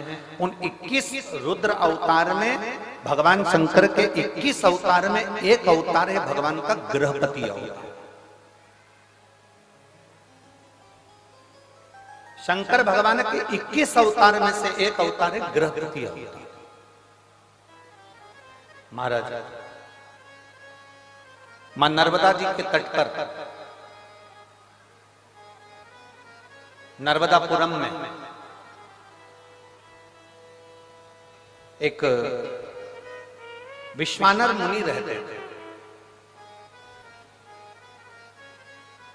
शिव महापुराण की कथा कहती है शंकर जी के 21 अवतार में से एक अवतार गृहपति अवतार।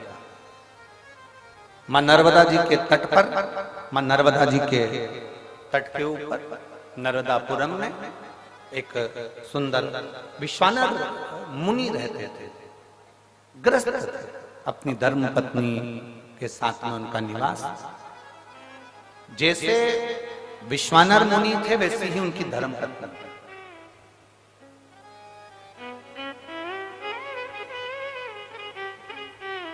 बहुत कम घर होते हैं जिन घरों में अगर पति धर्मात्मा है तो पत्नी धर्मात्मा हो, पत्नी धर्मात्मा हो तो पति धर्मात्मा हो। बहुत कम। सोचे जाओ तो नहीं होता। हमने अभी अभी यहाँ भटिंडा की कथा में एक बात कही थी, पंजाब में भटिंडा में कथा में करने आए थे, तब हमने बोला था अमिताभ का बेटा अमिताभ जैसा नहीं होता। हुआ क्या? जम के बोलो। सचिन तेंदुलकर का बेटा सचिन तेंदुलकर जैसा नहीं हो सकता। हुआ क्या? जम के बोलो जरा। नहीं।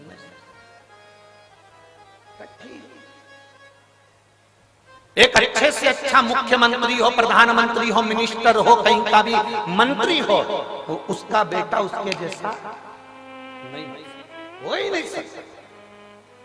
क्योंकि मेरे भोले बाबा एक बार जिसको जन्म दे देते हैं, एक बार जिसको जन्म दे देते हैं और उसमें इतना टैलेंट देकर पैदा करते हैं, उसमें ऐसा ज्ञान देकर पैदा करते हैं, उसके जैसा भगवान दूसरा नहीं बनाता, उससे कम बनाएगा पर उसके जैसा नहीं बना पाएगा।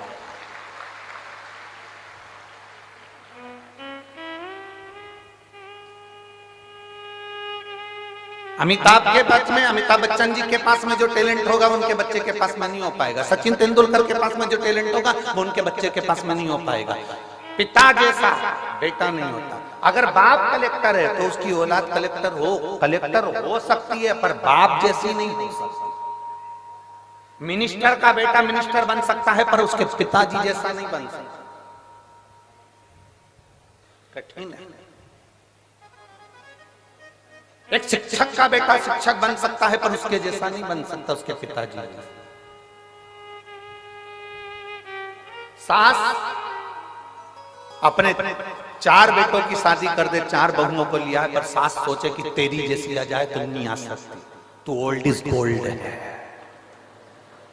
कहा तेरे जैसा, तेरे बराबर कोई नहीं आ सकता। तो तुम अपने से क्यों किसी को होड़ कर रहे हो? मेरी बहू मेरे जैसी आना चाहिए, मेरी बहू जितना मैं काम करूं वैसी आना चाहिए, मैं जितनी सुबह से उठती हूँ मेरी बहू उतनी उठने वाली आना चाहिए। अरे माँ, अमिताभ का छोरा अमिताभ जैसा नहीं बना, सचिन का छोरा सचिन जैसा नहीं बना, तो तेरी बहू तेरे जैसी कैसे बन सकती है? तुझे तो भगवान ने खुद आनंद में बनाया है। कहाँ सोच कर बैठे, क्या विचार लेकर बैठे? मेरी बहू मेरे जैसी होना चाहिए। मैं 4 घंटे काम करूं तो मेरी बहू भी 4 घंटे काम करे, मैं 10 घंटे काम करूं तो मेरी बहू भी 10 घंटे काम करे। नहीं हो सकता, कभी नहीं हो सकता। इसलिए जो नहीं हो सकता उसको छोड़ो और लड़ना बंद करो। भगवान से प्रार्थना करो, जैसी भेजी चंद्र घंटा बहुत अच्छी। उसमें क्या गलती? तुम ज्यादा सुधारने का प्रयास करोगे, वो नवरात्रि में काल रात्रि बन जाएगी। क्या मतलब? फिर तुम्हें सुबह शाम रोज आरती करना पड़ेगी उसकी। और तुम क्या बहू की आरती करोगे? बहू तुम्हारी कर देगी। तुम क्या करोगे? बहुत। इसलिए हमें किसी के जैसा नहीं बनना। शिव महापुराण की कथा कहती है, देवादिदेव महादेव का चरित्र कहता है, तुम्हें किसी के जैसे नहीं बनना। अपने अंदर भगवान ने जिस जिसको जन्म दिया पृथ्वी पर, भगवान शंकर जिसको पैदा करते हैं उसको कुछ ना कुछ हुनर देकर पैदा करते हैं। आपके अंदर कोई ना कोई हुनर जरूर है। आप किसी के जैसे मत बनो, अपने हुनर को अपनी मेहनत से प्रकट करो। दुनिया तुम्हारे जैसा बनना चाहेगी, ये पक्का।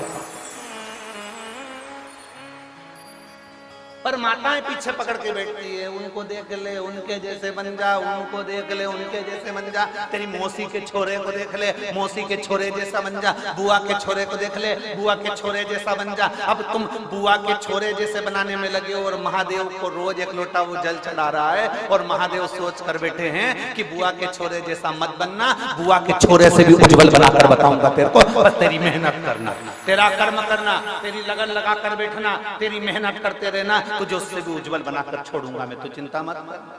और तुम लगी हो उसके जैसा बन जा, उसके जैसा बन जा। रोज सास अपनी बहू को ज्ञान देती रहती है, उनकी बहू कितनी अच्छी, उनकी बहू कितनी अच्छी।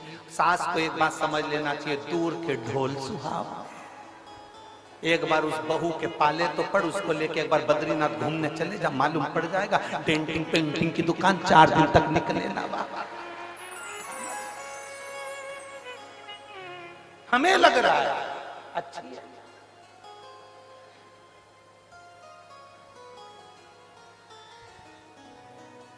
ये बहुत बहुत विचित्र बात है। हर पत्नी को ये लगता है तुम्हारा दोस्त कितना अच्छा है। उस दोस्त की पत्नी भी कहती है तुम्हारा दोस्त कितना अच्छा है। बस ये दोनों की भ्रम का है। उसको लग रहा है कि भैया जी अच्छे हैं, उनकी पत्नी को लग रहा है भैया जी अच्छे हैं। अब उनको क्या मालूम कि दोनों ही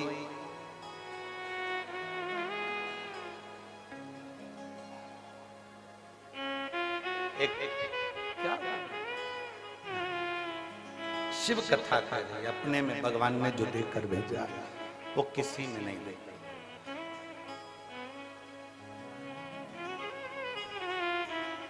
और दया की ना हो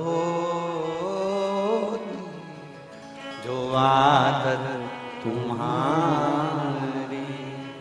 तो सोनी रे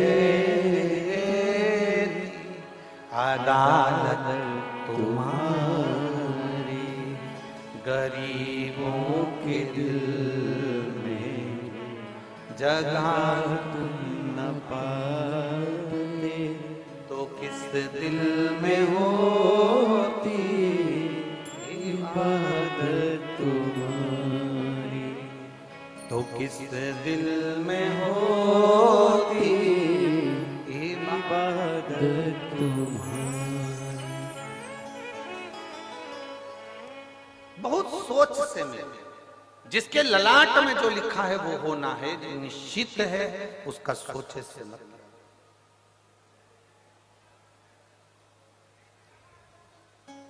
यहाँ जितनी माताएं बैठी हैं ना, अपने बेटे के लिए अच्छे से अच्छी बहू ढूंढने का प्रयास करती हैं, बेटी के लिए अच्छे से अच्छा दामाद ढूंढने का प्रयास करती हैं। जितनी बेटे,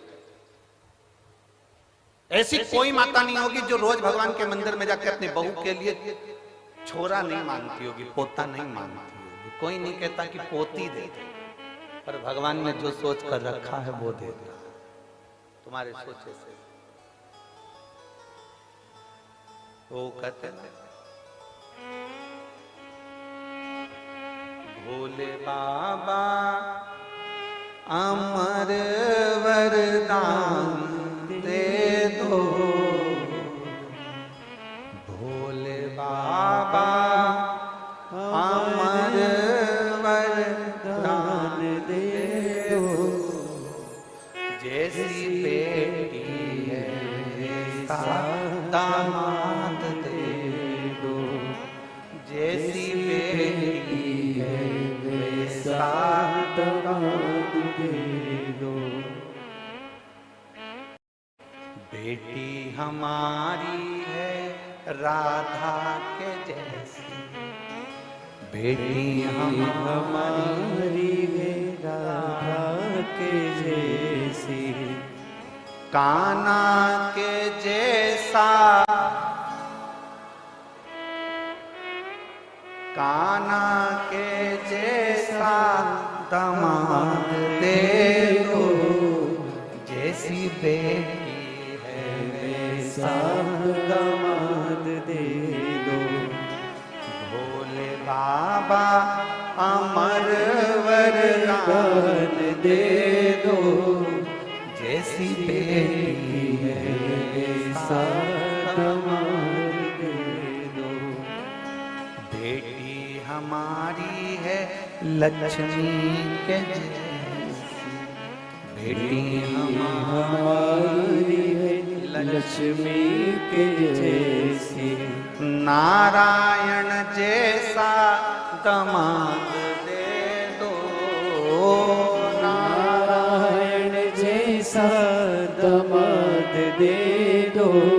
जैसी बेटी है वैसा दामाद दे दो, जैसी बेटी है वैसा दामाद दे दो। भोले बाबा अमर वरदान दे दो, भोले बाबा सदा वरदान दे दो। जैसी बेटी है वैसी,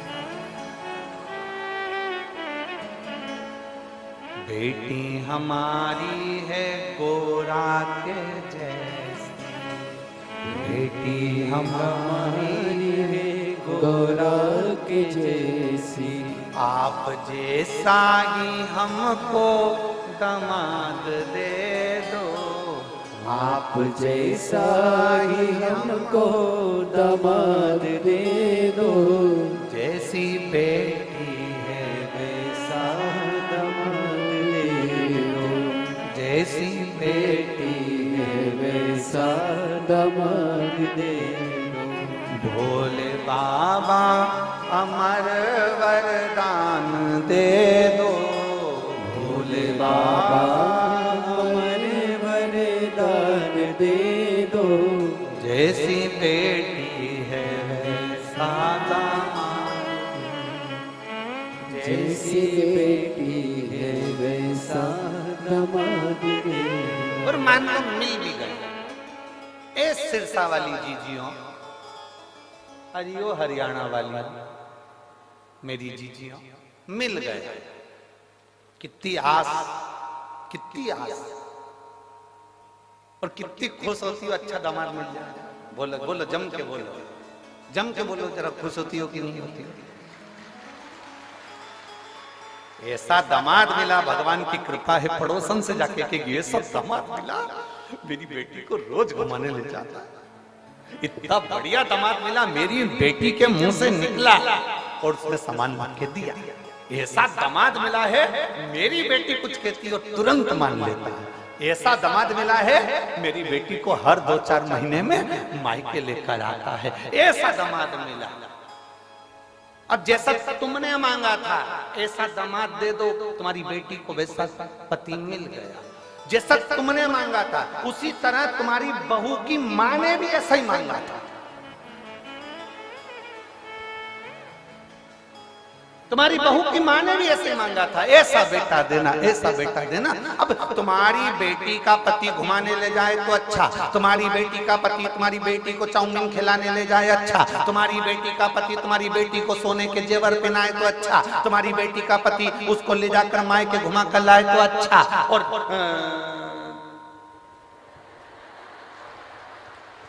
अब क्या बोलो, तुम सब समझदार हो, बोलो। और तुम्हारा बेटा अगर तुम्हारी बहू को घुमाने ले जाए तो बेकार, वो तो जोरू का गुलाम हो गया। दामाद ले जा रहे तो अच्छा, दामाद खिला रहे तो अच्छा, दामाद पहना रहे तो अच्छा, दामाद सोने की रकम दिलाए तो अच्छा। मेरा दामाद जैसा कोई नहीं, मेरे बेटी का पति इतना बढ़िया, मेरी बेटी का पति अच्छा बढ़िया। तो आप भी अपने बेटे से कहो, बेटा जैसे तेरे जीजा, जैसे तेरे दामाद बेटी का सम्मान करते हैं, तू मेरी बहू का सम्मान कर। तो लगना चाहिए सामने वालों को कि दामाद अच्छा। दूर के ढोल, बस बस दिक्कत ही तो यही है सिरसा वाली जीजियों, दिक्कत सबसे बड़ी यही आ रही है, बड़ी यही तो पड़ी है, दिक्कत यही है सबसे बड़ी।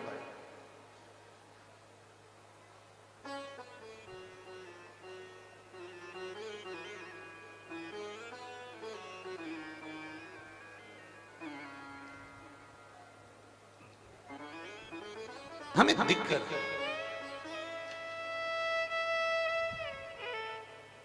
शिव कथा कर रहे हैं। विश्वानर मुनि की धर्म पत्नी भगवान की भक्त थी। शिव जी की आराधना करना, भगवान शंकर की भक्ति करना। विश्वानर मुनि स्वयं शिव की आराधना में डूबने वाले। इनका एक नियम बड़ा पक्का था, प्रतिदिन शिवलिंग का निर्माण करना, पूजन करना, विसर्जन करना। और जिस दिन शिवलिंग का निर्माण नहीं कर पाते थे, जिस दिन शंकर भगवान के शिवलिंग की आराधना नहीं कर पाते थे, जिस दिन भगवान शंकर के शिवलिंग का पूजन नहीं कर पाते थे, उस दिन एक बेलपत्री का दान देते थे। कितनी कितनी बेलपत्री? एक। शिव पुराण पढ़ी है आप लोगों ने? हमारी बात पे भरोसा मत करना, बिल्कुल भी। सीवर वाले महाराज पे बिल्कुल भरोसा मत करो, रत्ती भर भी। गीता प्रेस गोरखपुर की शिव पुराण खरीद के लाओ, उसको पढ़ो। सीवर वाला महाराज झूठ तो नहीं बोल रहा, पढ़ो। कुमार खंड निकालो, उमा खंड निकालो, शिव महापुराण का कुमार खंड, उमा खंड निकाल कर पढ़ो, जिसके अंतर्गत लिखा हुआ है एक बेलपत्री का दान किसके बराबर होता है। तो कहा 1.25 मन सोने के सिंहासन पर शालिग्राम जी की मूर्ति को बिठाकर सोने का श्रृंगार कर कर किसी ब्राह्मण को दान दिया जाता है, उससे 1000 गुना दान बड़ा एक बेलपत्री का दान के बराबर। हम पर भरोसा मत करना, कहीं सीवर वाला महाराज झूठ तो नहीं बोल दिया, इसलिए शिव पुराण उठाकर पढ़ो। गीता प्रेस गोरखपुर की शिव पुराण को लाओ, पढ़ो और अध्ययन करो। अध्ययन करने पर तुम्हें मिलेगा कि शालिग्राम भगवान की शिला को सोने के सिंहासन पर बिठाकर, सोने और हीरे से सजाकर जो दान करने का पुण्य मिलता है, वो पुण्य केवल एक बेलपत्री के दान से मिल जाता है। केवल एक बेलपत्री में वो बल होता है। और अच्छे से समझ लेंगे, शंकर जी पे चढ़ी हुई बेलपत्र, मान लो तुम्हारे पास में बेलपत्र नहीं, मान लो तुम्हारे पास में बेलपत्र नहीं, अब तुम्हारे पास बेलपत्र नहीं है, शिव जी के मंदिर में गई हो, शंकर के शिवालय में गई हो, देवाधिदेव महादेव के शिवालय में पहुंची हो, शिवालय में शंकर के शिवलिंग पर जो बेलपत्र चढ़ी होती है, उस बेलपत्र को उठाकर पानी से धोकर वापिस चढ़ा देने का फल क्या होता है, वो भी शिव महापुराण में जरूर पढ़िए। तारा बाबा की कुटिया में कथा चल रही है और श्री गुरु शिव पुराण चल रही है, जरा ध्यान से सुनना इसको, बहुत सावधानी से। जितने बाहर के पंडालों में भक्त बैठे और जितने आस्था चैनल पर सुन रहे हैं, जितने फेसबुक यूट्यूब पर सुन रहे हैं, जितने रोड पर बैठकर कथा सुन रहे हैं, जहां जहां आवाज जा रही है, जहां बैठकर कथा सुन रहे हैं, बहुत सावधानी से कथा का स्मरण करिएगा। एक बेलपत्री का दान शालिग्राम भगवान के सोने के सिंहासन पर बैठकर दान करने के बराबर है। शंकर भगवान के शिवलिंग पर चढ़ी हुई बेलपत्र को धोकर वापिस शंकर भगवान के शिवलिंग पर चढ़ाने का जो पुण्य है, कहा भारत की भूमि पर 26,000 जो पवित्र नदियां बनी हैं, उन नदियों में आप स्नान कर कर आएंगे और चारों धामों का दर्शन, 12 ज्योतिर्लिंग का दर्शन, आप सारी सप्तपुरियों का दर्शन कर कर आएंगे। उसका जो पुण्य फल होगा, एक बेलपत्री को शंकर पर से उठाकर मिलाकर वापिस शंकर को चढ़ाने का ये फल हमें तुरंत प्राप्त हो जाता है। केवल एक बेलपत्री को उठाकर धोकर चढ़ा देंगे, ये फल प्राप्त है।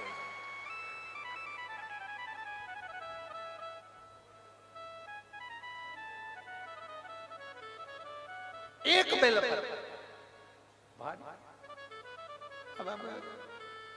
ना जाने कौन कौन ने ऐसा नियम बना दिया, हमें तो समझ में नहीं आता। थोड़ा सा दुनिया के लोग लोभ लालच में नियम बनाए हो तो बात दूसरी।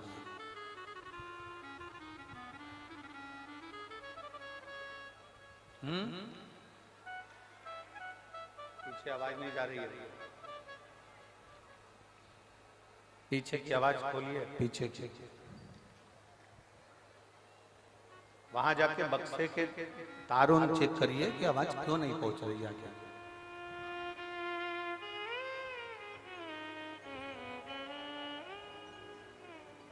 ना जाने कौन कौन ऐसा नियम बना दिया, हमारे पुराण में नहीं है। फिर निवेदन करेंगे, बहुत सावधानी से सुनिएगा कथा। लोगों को थोड़ा बुरा लग सकता है हमारी कथा, तो वो तो लगता रहता है, उसमें स्मरण ना करें।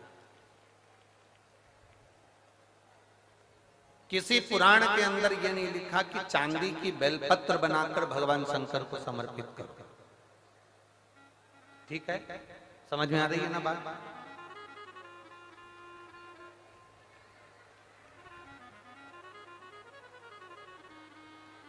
किसी पुराण के अंदर यह नहीं लिखा, किसी शास्त्र के अंदर यह नहीं लिखा कि चांदी की बेलपत्र बनाओ, सोने की बेलपत्र बनाओ और भगवान को चढ़ाओ, भगवान को समर्पित करो।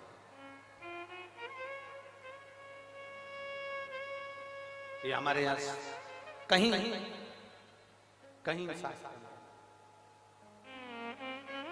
कहीं हमारी पुराणों में नहीं लिखा गया, कहीं पर।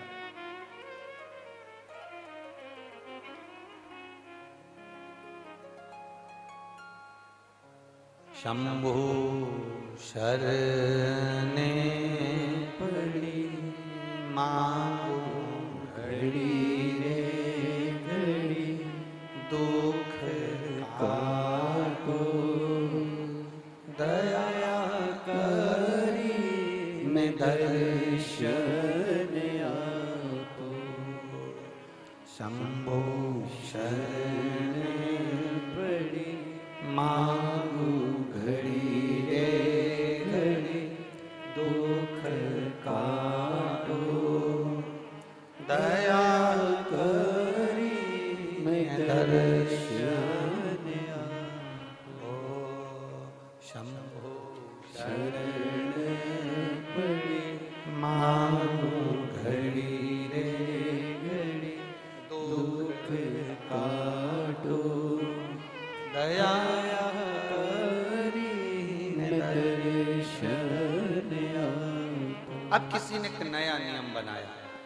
चांदी की बेलपत्र शंकर जी को चढ़ाता,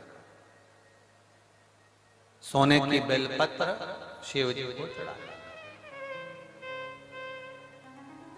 ये हमारे शिव महापुराण के एक भी 24,000 श्लोक में से एक भी श्लोक में कहीं चांदी और सोने की बेलपत्र का प्रसंग नहीं है। किसी को जरूरत पड़ने लगी होगी चांदी की बेलपत्र की तो उसने चढ़वा दी होगी, किसी को सोने की बेलपत्र की जरूरत पड़ी होगी तो उसने चढ़ा दी। वो अपना प्रसंग अपनी जगह। सोने की बेलपत्र क्या कोई साधारण सा शिव भक्त चढ़ा सकता है? जम के बोलो जरा। चांदी की बेलपत्र कोई साधारण सा शिव भक्त चढ़ा सकता है क्या? अगर चांदी और सोने की बेलपत्र का नियम आया है तो फिर तांबे पीतल की क्यों नहीं आया? एल्युमिनियम की क्यों नहीं आया? कपड़े की बेलपत्र का क्यों नहीं आया? कागज की बेलपत्र का नियम क्यों नहीं आया? आया तो सोने और चांदी की बेलपत्र का नियम आया। ये हमारे शास्त्र के हिसाब से, ये हमारे शिव पुराण के हिसाब से बिल्कुल नहीं। दूसरे को देखकर कभी मत विचार करना। कई लोग उज्जैन महाकाल का दर्शन करने जाते हैं, कई लोग ओमकारेश्वर का दर्शन करने जाते हैं, कई लोग विश्वनाथ जी का दर्शन करने जाते हैं, तो वहां डलिया मिलती है फूल पत्ती की, तो उसमें एक चांदी की बेलपत्र भी रख देते हैं कि ये चांदी की बेलपत्र वो चढ़ाएंगे और आपको दे देंगे, तो आप वो चांदी की बेलपत्र ले जाके अपनी अपनी तिजोरी में, अलमारी में, अपने अपने घर में रख लेना ना।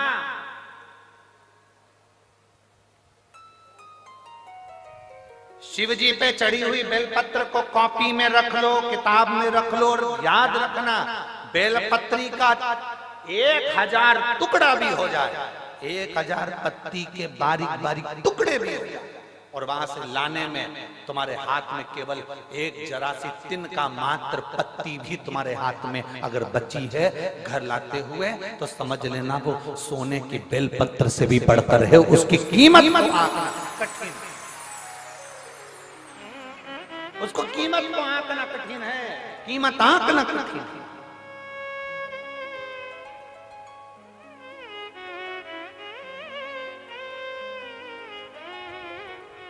एक बेलपत्री की कीमत को कौन आंक सकता है बाबा? समझे? ये किसी ने एक फाइल भेजी है जिसमें इस व्यक्ति को जो बीमारी हुई है वो लाखों में किसी एक को होती है, जिसके अंदर उसके शरीर की नसें चौक होती चली जाती है, शरीर काम करना बंद कर देता है, आखिरी में वो व्यक्ति का पूरा शरीर, जिह्वा, कान, गला लुप्त होकर पड़ जाता है, हाथ पैर सब ढीले पड़ जाते हैं, शरीर पूरा काम करना बंद कर देता है। उस शरीर में कोई ऊर्जा नहीं रहती, केवल प्राण चलते हैं, और भगवान से लोग प्रार्थना करते हैं कि ये तो प्राण छूट जाए तो अच्छा। इतना बड़ा शरीर उठाकर कौन कहां लेकर जाए? जो हिल नहीं सकता, जा नहीं सकता, एक बीमारी जिसको डिस्टेमिया कहते हैं, ऐसी बीमारी इस व्यक्ति को हो गई थी, जिसने पूरी डॉक्टर की रिपोर्टें और पूरे चीजें लगाई है उस व्यक्ति ने, और अपनी पूरी, पहले आप फोटो देखिए उस व्यक्ति का जो पड़ा हुआ है, जो एलईडी वाले हैं वो एलईडी पर दिखाएंगे, आस्था चैनल वाले आस्था चैनल पर दिखाएंगे। जिस व्यक्ति का शरीर, हाथ पैर गर्दन कुछ भी काम नहीं करता था, केवल पड़ा रहता, उसका कोई शरीर काम नहीं करता, कोई शरीर उसका कार्य नहीं करता। अब उसके पत्र पर अपन ध्यान देंगे।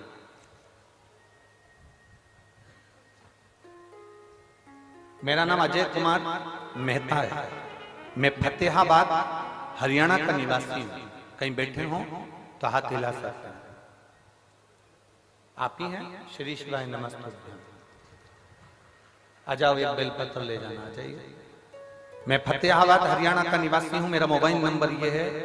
मैंने कोरोना काल में 2021 में पहली वैक्सीन की डोज लगाने के बाद मुझे मालूम नहीं पड़ा कि मेरे शरीर को क्या हो गया।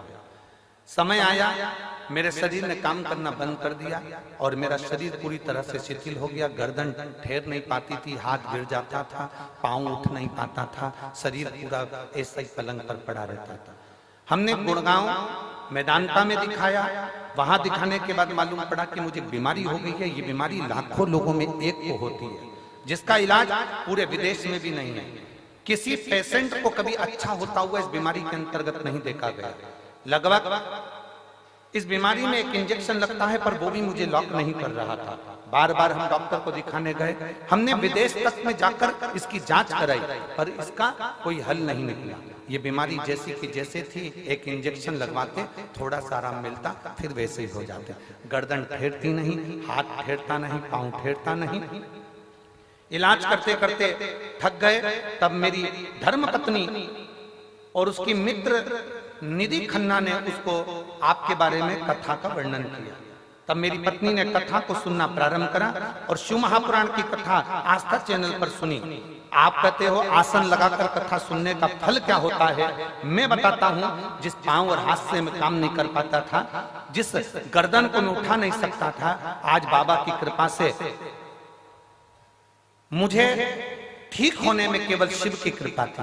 डॉक्टरों ने कह दिया था इस बीमारी का कोई हल नहीं है, कोई इलाज नहीं है। हम कई बार विदेशों पर गए, पर कोई हल नहीं निकला। तब आखिरी में पशुपतिनाथ का व्रत शिव जी पे चढ़ाया गया, 1 लोटा जल और 1 बेलपत्र ने ऐसा कमाल करा कि डॉक्टर को जब फोन लगाते थे तो डॉक्टर सोचते थे कि ये इंजेक्शन लगवाने आएगा। हमने दूसरी बार डॉक्टर को फोन लगाकर कहा, डॉक्टर साहब ने पूछा क्या हुआ, तबीयत ज्यादा तो नहीं हो गई? तो हमने कहा अब हम पूरी तरह से ठीक हो गए हैं। कैसे? आश्चर्य की बात है, डॉक्टर भी आश्चर्य में था विदेश का, जिसने कहा कि ये हो ही नहीं सकता, ये बीमारी कभी ठीक नहीं हो सकती। तो डॉक्टर भी आश्चर्य में पड़ गया जब हम चलने फिरने लगे और अपनी गर्दन भी ठेरने लगी। हम बाबा की कृपा से ठीक हैं, हमारा फोटो भी लगा रहे हैं और हम कथा के मंडप में भी आए। आइए, श्री शिवाय नमस्ते।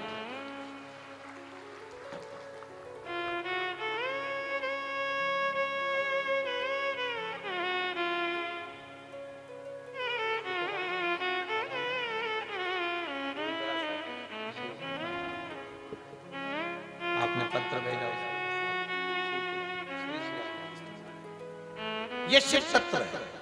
जो व्यक्ति पलंग पर से नहीं उठता था, जिसका शरीर काम नहीं करता, लाखों में किसी एक को वो बीमारी हो जाती है जिसमें शरीर पूरा तरह से चोक हो जाता है। कई बच्चे ऐसे पड़े हुए हैं, हम उनकी माताओं से निवेदन करेंगे, आपको किसी के पास कहां तक लेकर जाओगे? डॉक्टर को दिखाओ, जांचें कराओ, डॉक्टर बोले वो दवाई खिलाओ, एक्सरसाइज कराओ, सब कुछ डॉक्टर के हिसाब से करो, पर एक बेलपत्र और एक शिवजी पर चढ़ा हुआ जल कुंदकेश्वर महादेव के नाम से जरूर खाना प्रारंभ करो। मेरा देवाधिदेव महादेव साथ जरूर निश्चित।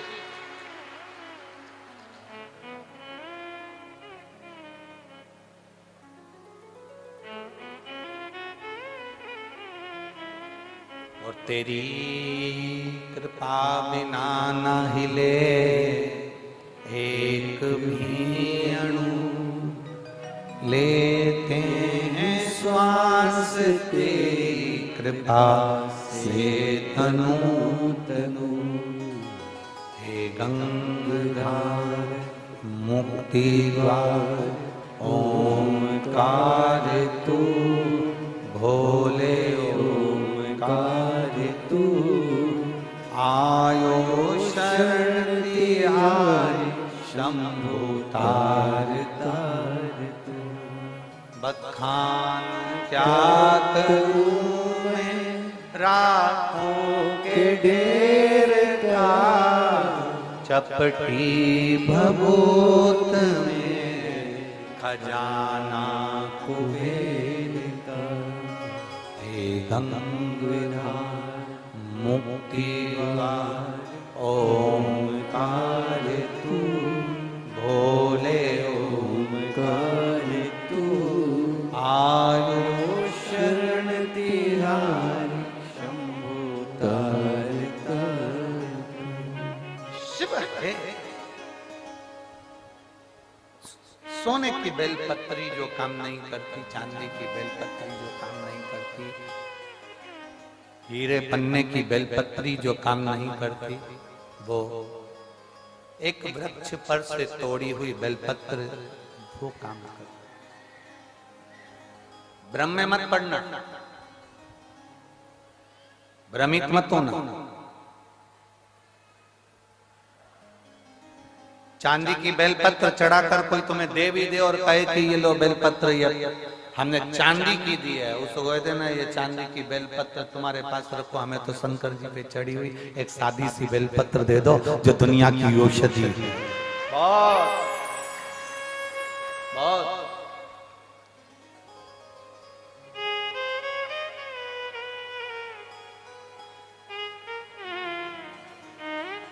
समझना कठिन है। ये शंकर की कथा नहीं है। ये आप लोगों को लग रहा होगा कि तारा बाबा की कुटिया में शिव महापुराण की कथा चल रही है। ये शिव पुराण की कथा नहीं है।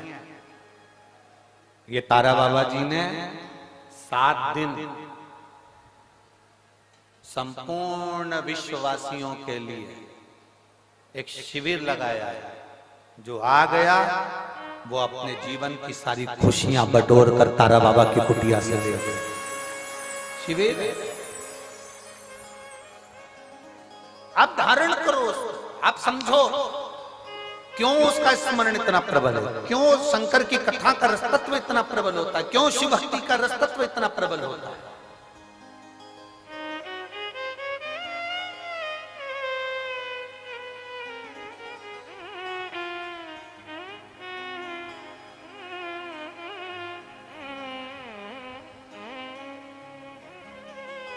कल कोई कह रहे थे, हम सुबह सुबह जब मॉर्निंग वॉक में घूम रहे थे, सुबह 5 साढ़े 5 बजे का समय होगा, वो जो बाउंसर लोग लगे हैं ना, तो वो कह रहे थे गुरुजी हम यहाँ हमेशा सेवा में आते हैं, पर एक बात आज तक समझ में नहीं आई, इतना सारा कथा हुआ पर ये कथा में ये इतने सारे आ कहां से गए, ये समझ में नहीं। और हम किसी को भी कुछ भी बोलते हैं ना तो वो टस से मस नहीं होता। पहले जितनी कथा होती थी ना, सब में समझदार लोग आते थे, तो हमने कहा राम कथा में राम जी जैसे आए हैं, कृष्ण कथा में कृष्ण जैसे आए हैं, शंकर जी के तो सब ऐसे ही मिलेंगे।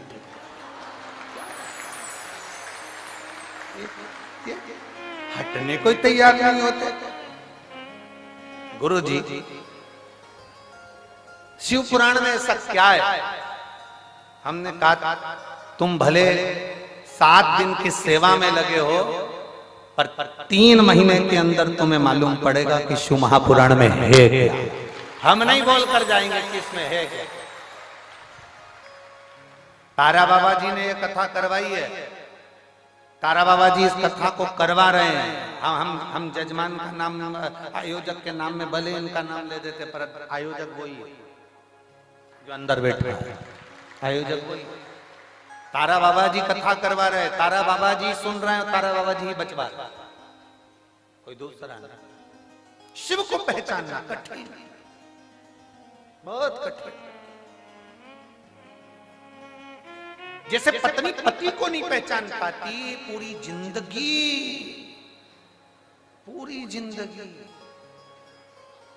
नहीं पहचान पाती। एक पति पत्नी गार्डन में घूम रहे थे, गार्डन में घूमते घूमते सामने से कुत्ता आ गया। कुत्ता पति पत्नी की ओर बढ़ रहा था, पति को डर लगा, पत्नी ने पति का हाथ जम के पकड़ लिया, ये कुत्ता मुझे खा जाएगा। कुत्ता और पास में आया, पत्नी और घबराई, पति को लगा ये कुत्ता मेरी पत्नी को ना काट खा, कुत्ता मुझे काट खाएगा चल जाएगा, पर पत्नी को ना काटे, क्योंकि पत्नी को काटा तो कल बच्चों का टिफिन कौन बनाएगा, बच्चों को स्कूल कौन पहुंचाएगा। कुत्ता मुझे काट खाए पर पत्नी को ना काटे।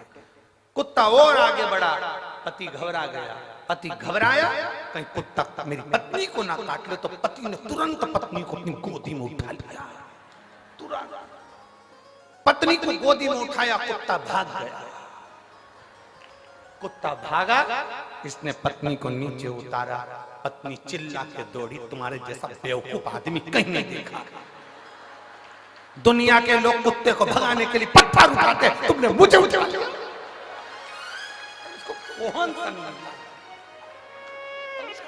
समझाए तो समझाए कोई। अरे ओ बावरी, उसने तेरे को इसलिए उठाया था कि तुझे ना काटे, और तुझे लगा कि वो मार देंगे।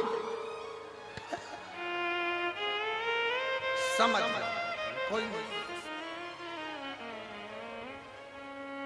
सबसे कठिन काम है, बहुत कठिन, कुछ नहीं कठिन।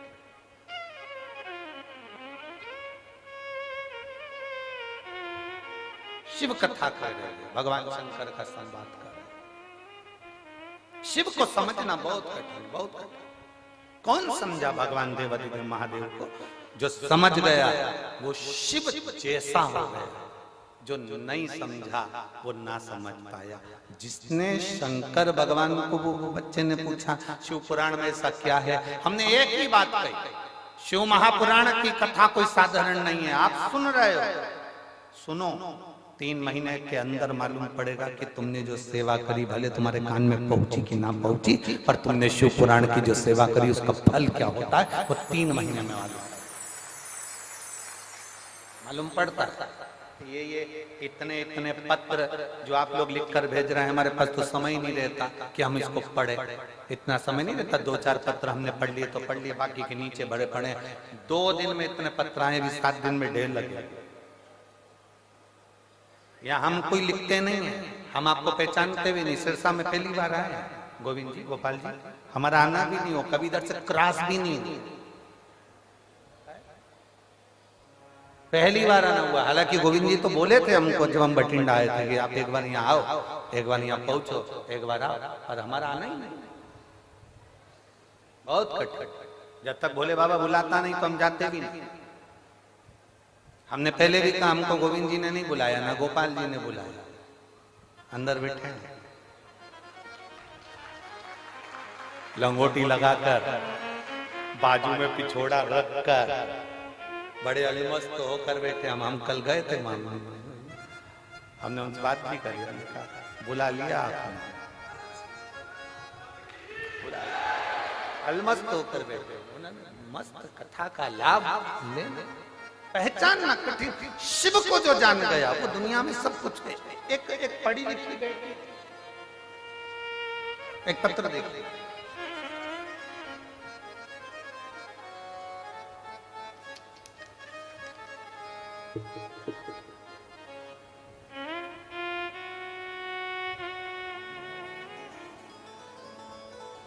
मेरा नाम कौशल्या और मेरे पति का नाम महेंद्र कुमार है। गांव केलनिया, ठीक बोला है? हाँ, तुम समझ जाना, ठीक है, बाकी के तो जाने दो। आप ही हैं? हाथ हिला दो एक बार। श्री शिवाय नमस्ते। गांव केलनिया, सिरसा की रहने वाली हूँ गुरुजी। मेरे बाबा महादेव की कृपा में 14 साल से हरियाणा पुलिस में सरकारी नौकरी कर रही हूँ। हरियाणा पुलिस में मैं 14 साल से सरकारी नौकरी कर रही हूँ गुरुदेव। हंसी खुशी की जिंदगी जी रही थी। एक दिन अचानक 19 दिसंबर 2022 को मेरे पति महेंद्र कुमार का एक्सीडेंट हो गया और सर में इतनी ज्यादा चोट पहुंच गई कि डॉक्टर ने हाथ में केस लेने को मना कर दिया। बहुत मुश्किल था, डॉक्टर के हिसाब से ये जा चुके थे, ऐसा उन्होंने बोल दिया। पति के सर का ऑपरेशन हुआ, फिर भी सर की राइट साइड की हड्डी निकाल दी गई और हड्डी निकालने के बाद डॉक्टर साहब ने उनकी जान बचाने का प्रयास किया। साफ साफ डॉक्टर ने कह दिया कि हम प्रयास कर रहे हैं पर भरोसा नहीं है कि बचेगा ना बचेगा। कुछ देर बाद सांस भी चलेगी कि नहीं चलेगी इसका कोई भरोसा नहीं। शायद मेरे देव अधिदेव महादेव ने, क्या वर्णन करूं गुरुदेव, डर गए, घबरा गए। तब डॉक्टर से कहा कि आप अपना काम करो, मेरा महादेव बचाएगा जरूर, ये निश्चित है। और शिव जी की ऐसी कृपा हुई कि बाबा देवादिदेव महादेव का स्मरण करा, श्री शिवाय नमस्तुभ्यम का जाप किया, एक बेलपत्र लाकर शंकर जी का मंदिर जो हॉस्पिटल के पास में था उसमें से उठाकर ऑपरेशन के लिए ले जाते समय उनके साइड में रखकर भेज दिया। मैं बाबा का क्या गुणगान करूं गुरुदेव, जो डॉक्टर